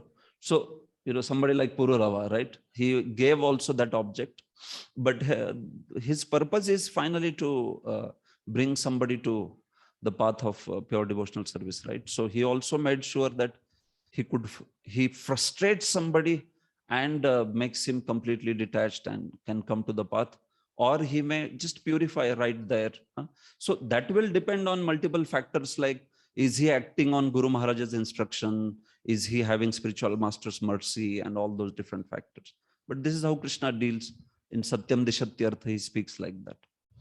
Okay. And third question is, this is a recommendation for these 3 categories of people is Tivra Bhakti, not Shuddha Bhakti. Yeah. So is that the Tivra Bhakti is Jnana Karmadi Anavrutam? Oh, absolutely. That I didn't come to only to that word. Yeah. Vishwanath Chakravarti says that. Yes. But it is having Anya Abhilashita Shunyam. Absolutely. That's the nature. Tivra Bhakti Yoga. And Vishwanath Chakravarti says that it is free from jnana and karma. It is like he says the sun which is free from the clouds. Because if you have jnana and karma, so that's it. That's the meaning of Tivra Bhakti Yoga. If you would have taken it as just some sattviki kind of bhakti, which is also freed with jnana and karma and all that, then that kind of effect will not happen. But Uttama Bhakti is the one which is free from jnana and karma, right? So when it is saying Tivrena Bhakti Yogena, he is recommending Uttama Bhakti. Uttama Bhakti in its practice, not as a Siddha, agreed, but at least in practice, meaning it is pure Shravanam, Kirtanam, Vishnu Smaranam. It is not mixed with any other elements of jnana and karma. That's it. Then the bhakti process will act like sun which is free from the clouds. When sun is covered by the clouds, you don't get the tivrata. Wo tivra nahi hai na, Suraj. But he is speaking about Tivra Bhakti Yoga, which is free from jnana and karma aspect. So that is correct, what you are saying. Yes. So can I ask one question?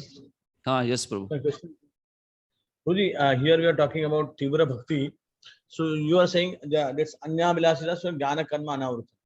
Now here the definition goes about Anya Abhilashita, and they have Abhilasha. Then how then Tivra? Because they have Abhilasha. I want something. So that's what, Prabhu, I am saying, that they accept the path of Uttama Bhakti. It's not that they will be on the platform of Uttama Bhakti.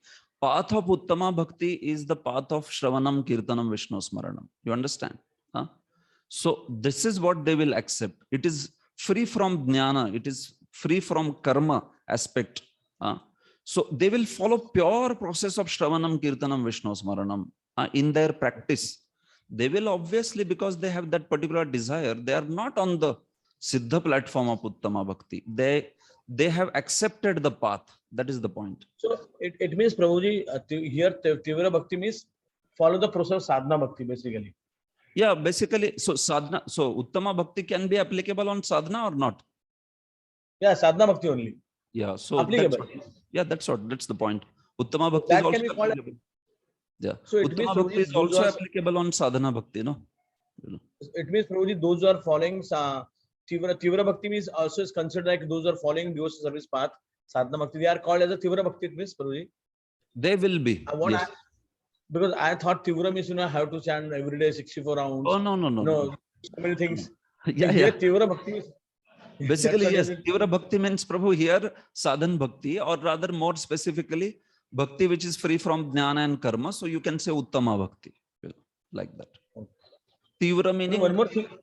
he may do some particular anga Tivra, that is okay, that is agreed. But the Tivra meaning is very specific. Jnana karmadi anavritam, that aspect is spoken, like that. Okay. One more question about regarding demigods. Earlier, there are 8 slokas are there about demigod worships. So here, Sukadeva Goswami is talking about Tivra Bhakti to Krishna. So their worship is also very Tivra, how it is. So I don't know, I have never heard about any process of demigod worship. So their process, how it's very difficult or very intense about there. That's why they are talking here. He's talking about Tivra here. How their process is. Their process is basically performing the karmakand sacrifices and all. So that may have their its own tivrata. I mean, it may have its own process, right? Karmakand process is also not easy. Many sort of sacrifices they have to perform, and then they have to do some vrata, 10 days fasting, and then 5 days only water, or this, that. Things are there also there. In vratas like Chandrayan Vrat and all, some fastings and all have been mentioned. But yeah, here the point is of that when they worship the Supreme Lord, then you practice it not by some Satviki bhakti or some kind of some mixed kind of bhakti or like that. No, you follow the path of Tivra Bhakti Yoga, which means you follow the path of bhakti which is free from jnana and karma, which you can say is path of sadhan bhakti. That's the point. Okay. Thank you, Hare Krishna. Thank you. Okay. Yes, Antadev Prabhu.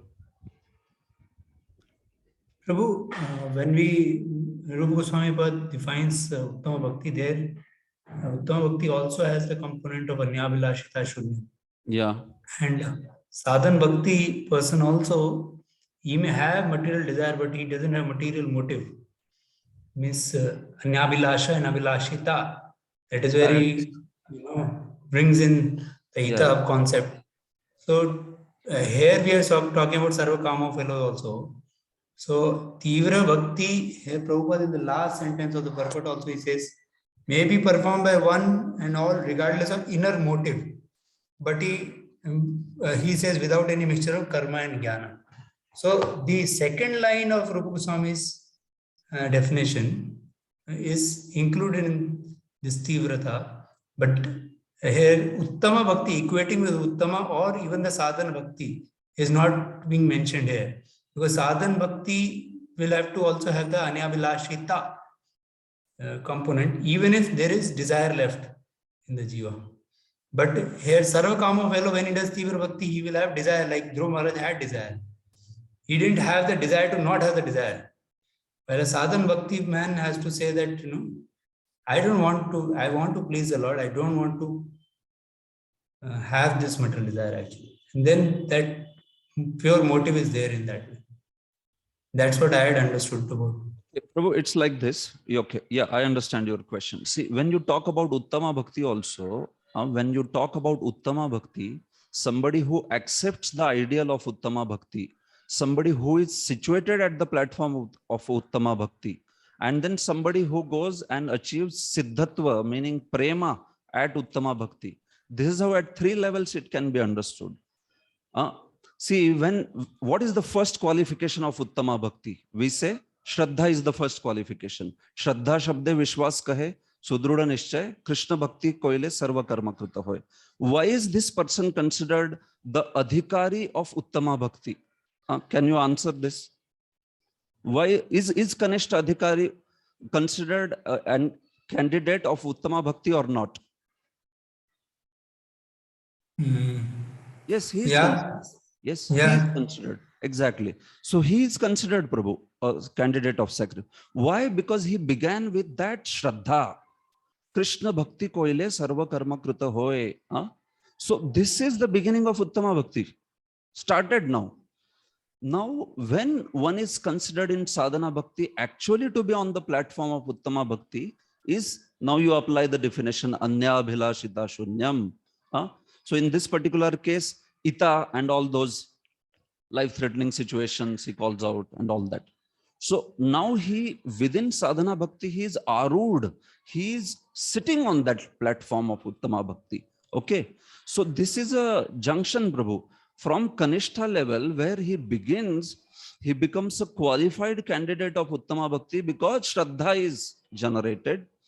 From there at level of Sadhana Bhakti where he starts practicing it, and from there where he becomes a Prema Bhakta where he has accomplished it now completely this way. So all three are considered adhikaris of Shuddha Bhakti or Uttama Bhakti.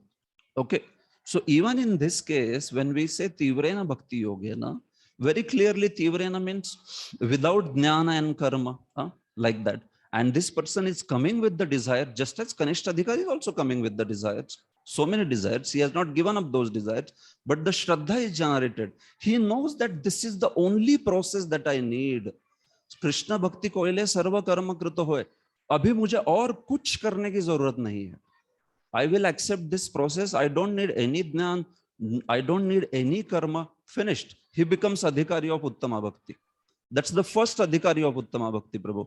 So that's why here by Tivrena Bhakti Yogena, if you understand it, it's talking about that aspect only. It is talking about Uttama Bhakti. But this person is not arud on that particular level. He can be considered like a one who has got that Shraddha. And that Shraddha is only considered the first qualification. As soon as you get that. Otherwise, Kanishta Adhikari would have been out of Uttama Bhakti's Adhikar. But that's not the case. He is accepted as Adhikari. So that is the beginning point which this verse is speaking, Prabhu. So, is that so in that case, like a person who has an ulterior desire from the Bhakti Yoga program, although he is practicing Bhakti Yoga, but constantly he wants to keep that desire as the, like Dhruv Maharaj wanted that desire only, and that's why he is practicing the process. But he is also called as a Kanishta in the beginning, in that way. So, do we say that Sarva Kama fellow is basically a Kanishta Adhikari that way? Because he has a he has a materialistic understanding of what he should get from devotion service. Yeah, somebody who is at the Sarvakama level and he's sticking to that particular desire. So such a person, we will do. So he can be even more than Kanishta Adhikari. See, Kanishta Adhikari is what? Kanishta Adhikari has the one, you can ask this way, that has this person got that Shraddha, in which is the characteristics of the Shraddha, which is the characteristic of Uttama Bhakti, which is the entry point. That way you can ask. Because Kanishta Adhikari has other characteristics. No, he has the characteristics like, he may not have full knowledge of Shastra, he may not have faith in the devotees, and all those different aspects will come in. So Sarvakama can be a Kanishta Adhikari. But that Sarvakama, if he is practicing Tivra Bhakti Yoga and starts understanding Bhakti, the aspects of Bhakti, the knowledge, so then he is going to progress slowly. So his Kanishta tendencies may go away like that. But in either case, my point is that they have got this Shraddha that by doing Krishna Bhakti, everything will be accomplished. And this is what the verse is saying that way. Are you clear with this? Yeah. Prabhu, like basically someone who is practicing Bhakti Yoga, is there a difference in the way Lord treats a person who desires the desire and who doesn't desire the desire? Yeah. Because if you say that they both are sitting on the same idea of sadhan bhakti, then are we not putting a person who is genuinely wanting to give up because he has accessed that kind of a bhakti yoga realm versus a person who is sitting with his own material desire and saying that Bhagwan se le lega ye. No. So we are not, yeah. So we are not equating the two, no, Prabhu. One is only considered at entry level. One who has entered, he had just got that desire. He had just got that shraddha that by doing bhakti, all my desires will be accomplished. So he is only a beginner in that sense. But one who is also understanding the futility of material desires and has the shraddha that Krishna bhakti koile sarva karma kruta hoy, he will be surely advanced only. Na? He will be considered an advanced person. Why will they be equated? Yeah, no, because we use the word sadhana bhakta. So I thought sadhan bhakta means someone who has come to this Sadhan platform. bhakta, yeah, sadhan bhakta is very simple. Sadhan bhakta is one who has accepted the shraddha aspect. Jata shraddha is considered sadhan bhakta. That's it. He may accept the process now of chanting 16 rounds, this, all that. That is coming up. But when you say entry level of sadhan bhakti, that is basically shraddha aspect.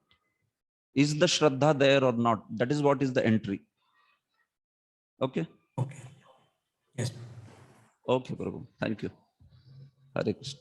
So, yes, akama sarva kama va moksha kama udaradhi. In this way, tivrena bhakti yogena yajeta purusham param.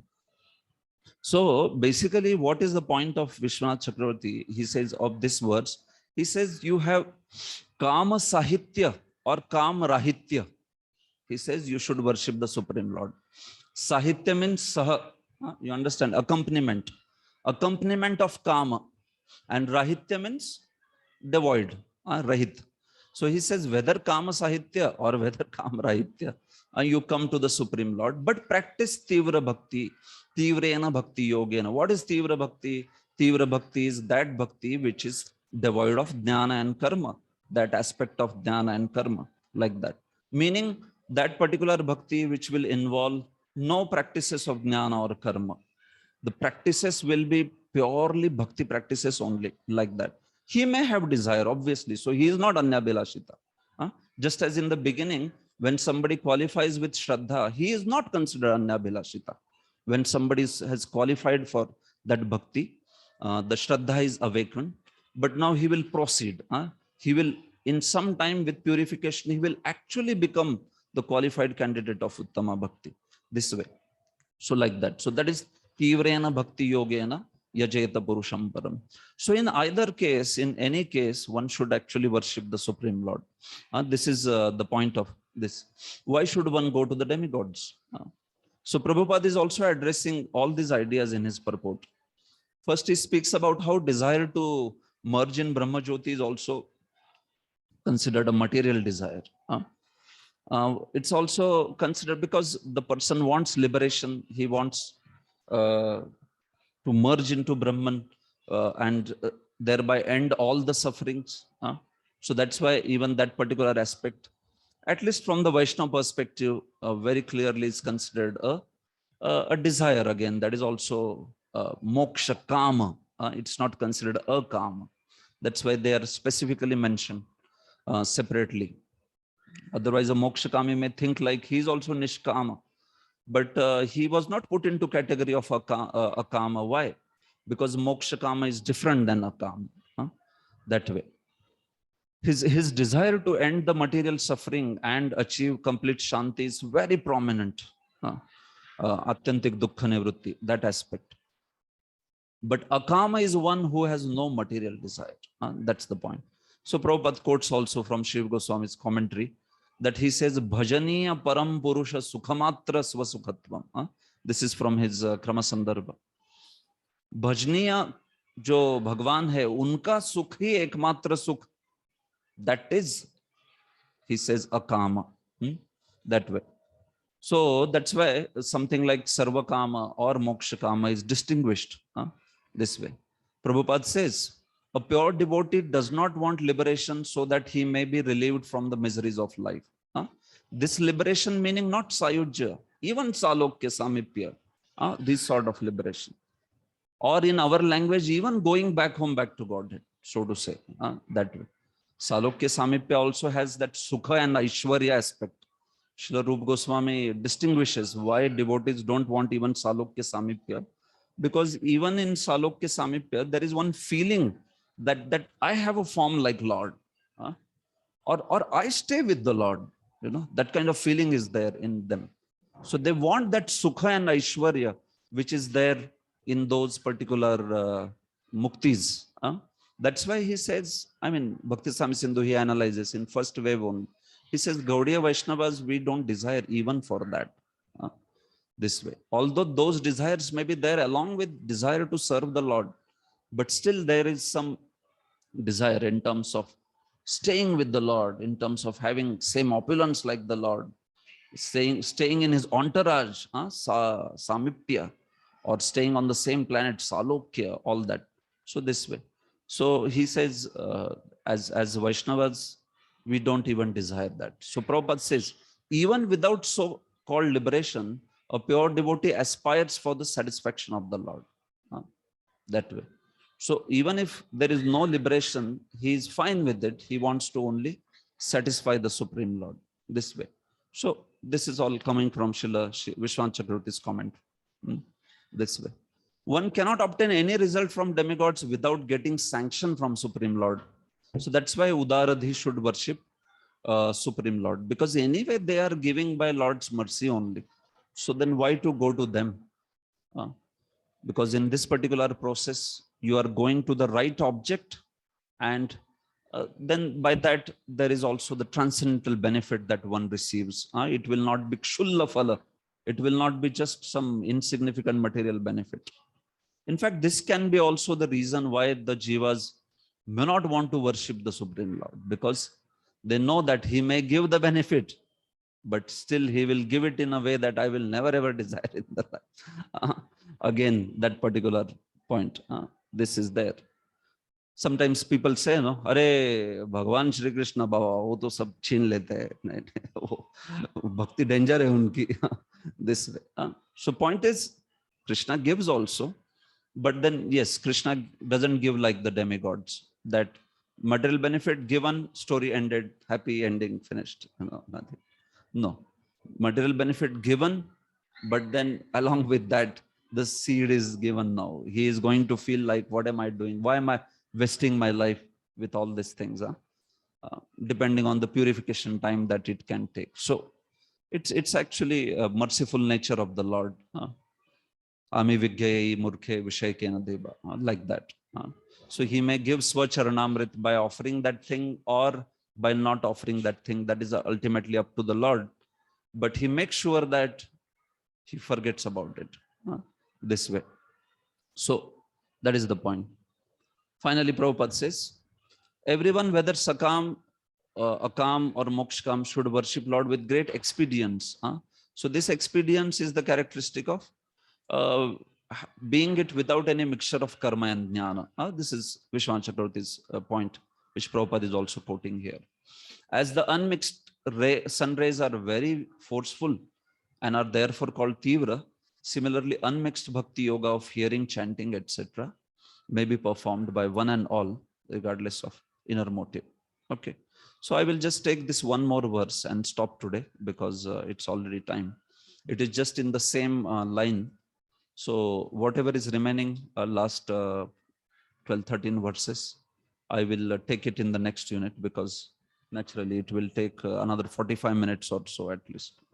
So won't be able to extend so much. Okay. Text 11.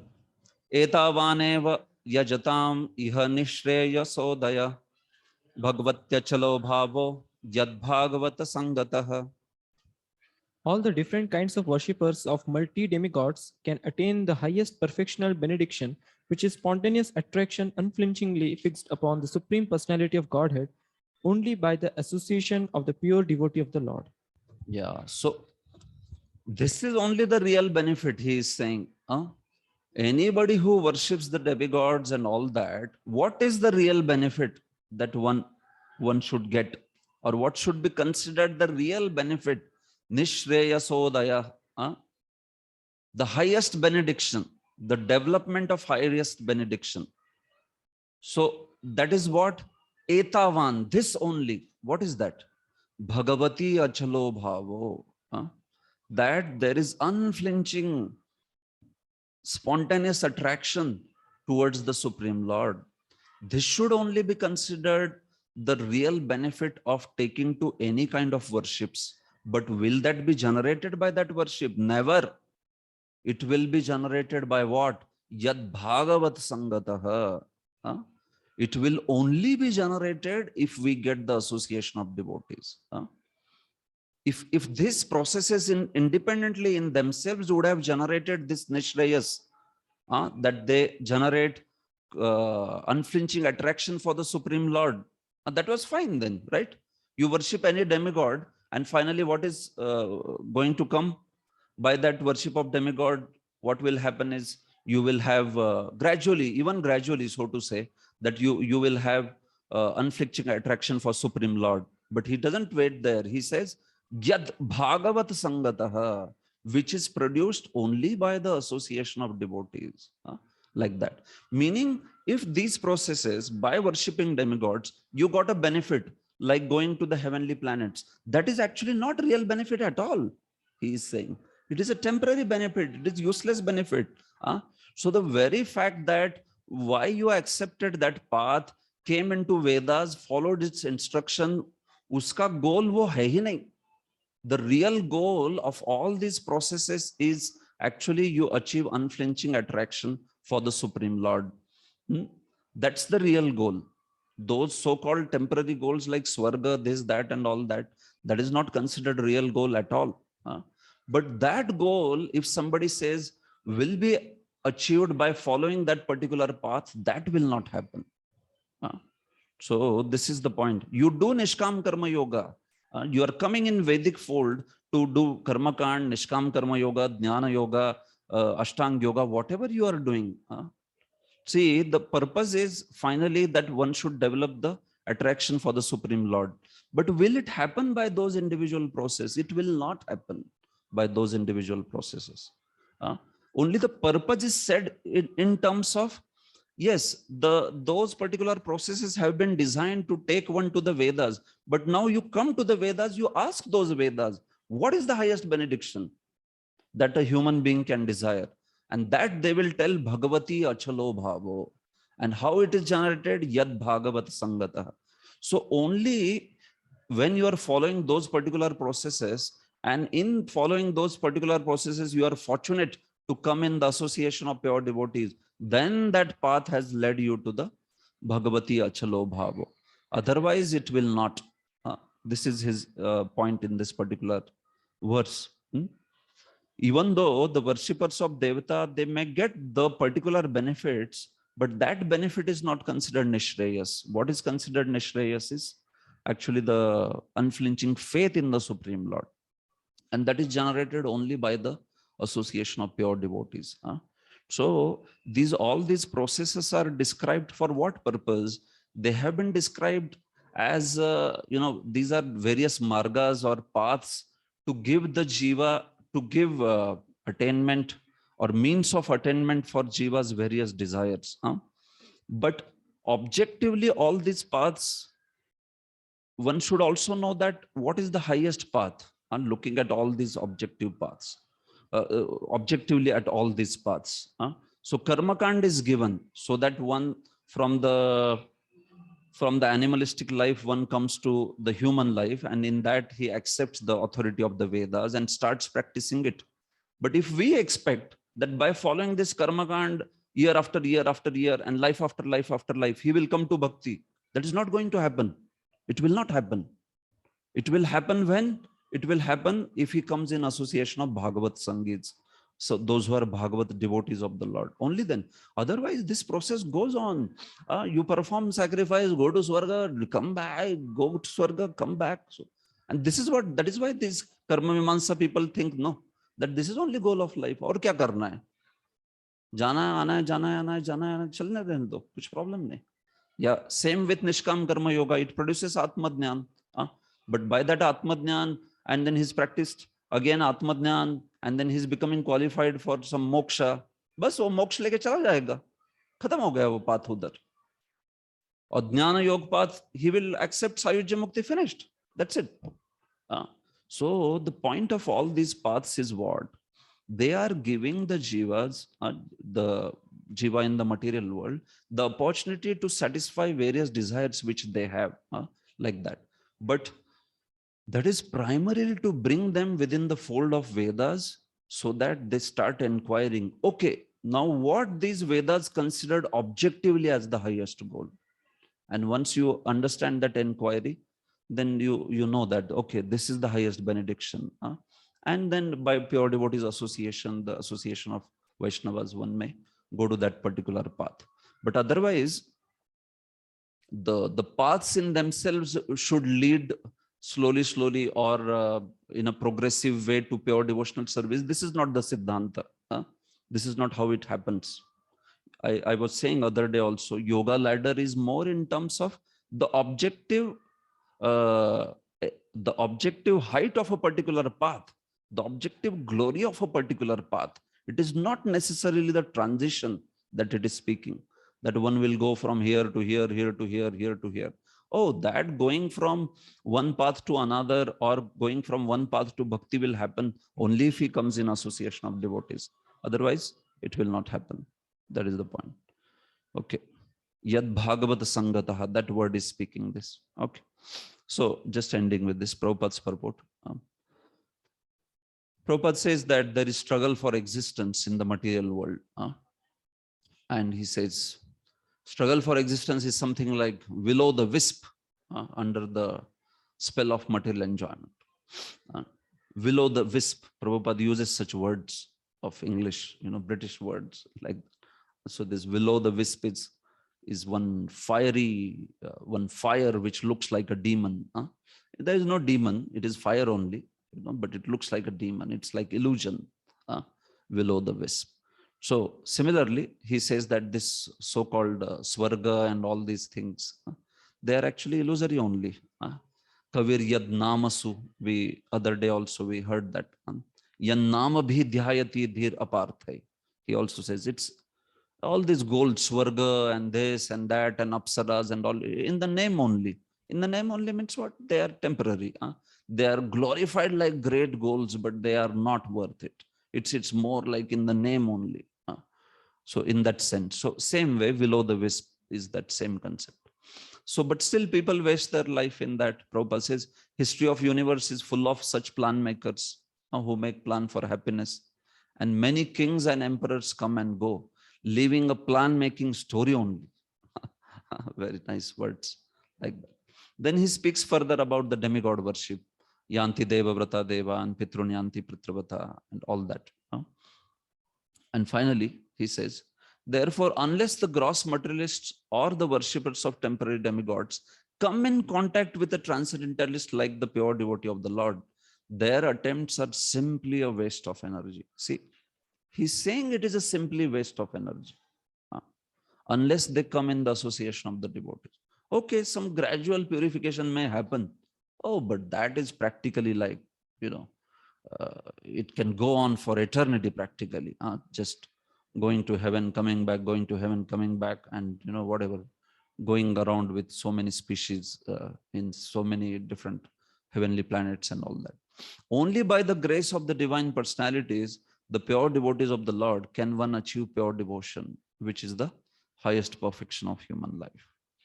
Okay, fine.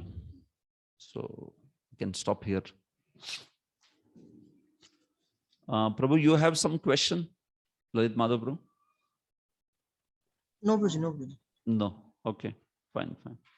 Okay, so I thank you all very much for your kind attention and tolerating me all these sessions.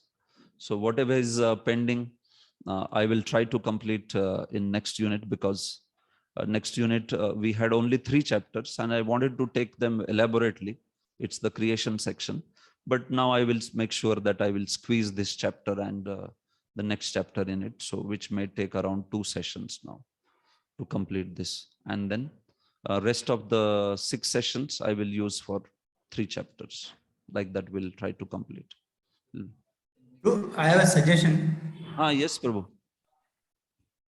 Actually, when you take nicely, elaborately, it's useful, and I think squeezing in just it's not so good and not so easy also for you. So, not easy. so what I suggest, if proactively we design more number of days, if you are taking a session and if all the other devotees are okay with it, means I am sharing my personal view, but if all the devotees who are students here, they are okay, if some more days are added for the unit and then you are able to complete it properly, then we take the benefit. Otherwise, we hardly will study again the second canto so elaborately. Okay, Prabhu. Yeah. Yes, Prabhu. So with the coordinators, I will take this aspect, discuss. Maybe I will make sure that in next unit, whatever is to be covered, if it needs some more time or like that, we'll make sure that we will cover it like that only. Yes. So yes, I take your point. It's a very valid point. Yes, we shouldn't leave something in between or half done. The link is also there. And if it needs a little bit more time, then we before only proactively plan it. So makes sense. So some dates are planned already. What are the dates? Okay, dates you can tell. Dates. Hare Krishna. So next unit, that is unit number 7, dates are from 7th March, that week 4 days, and the next week 4 days.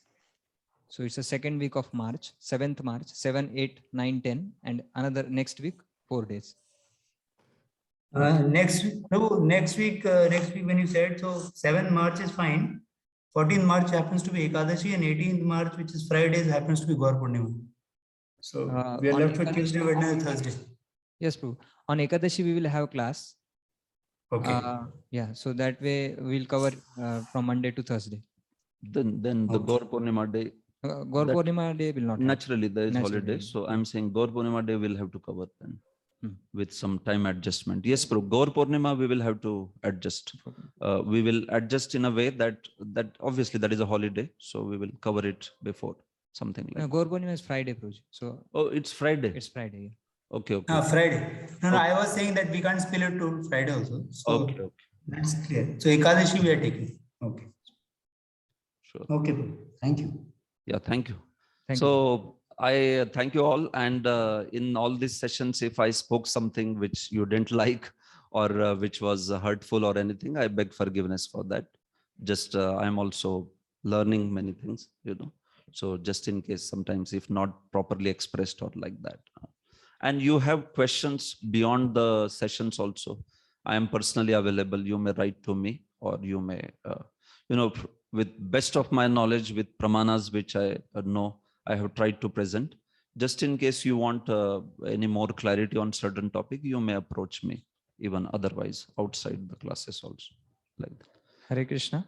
Let us thank Prabhuji by one time chanting Hare Krishna Mahamantra. Hare Krishna, Krishna Krishna, Hare Hare, Hare Ram, Ram Ram, Hare Hare. Thank you. Okay. Thank you all. Granth Raj Srimad Bhagavatam ki jai. Srila Prabhupada ki jai.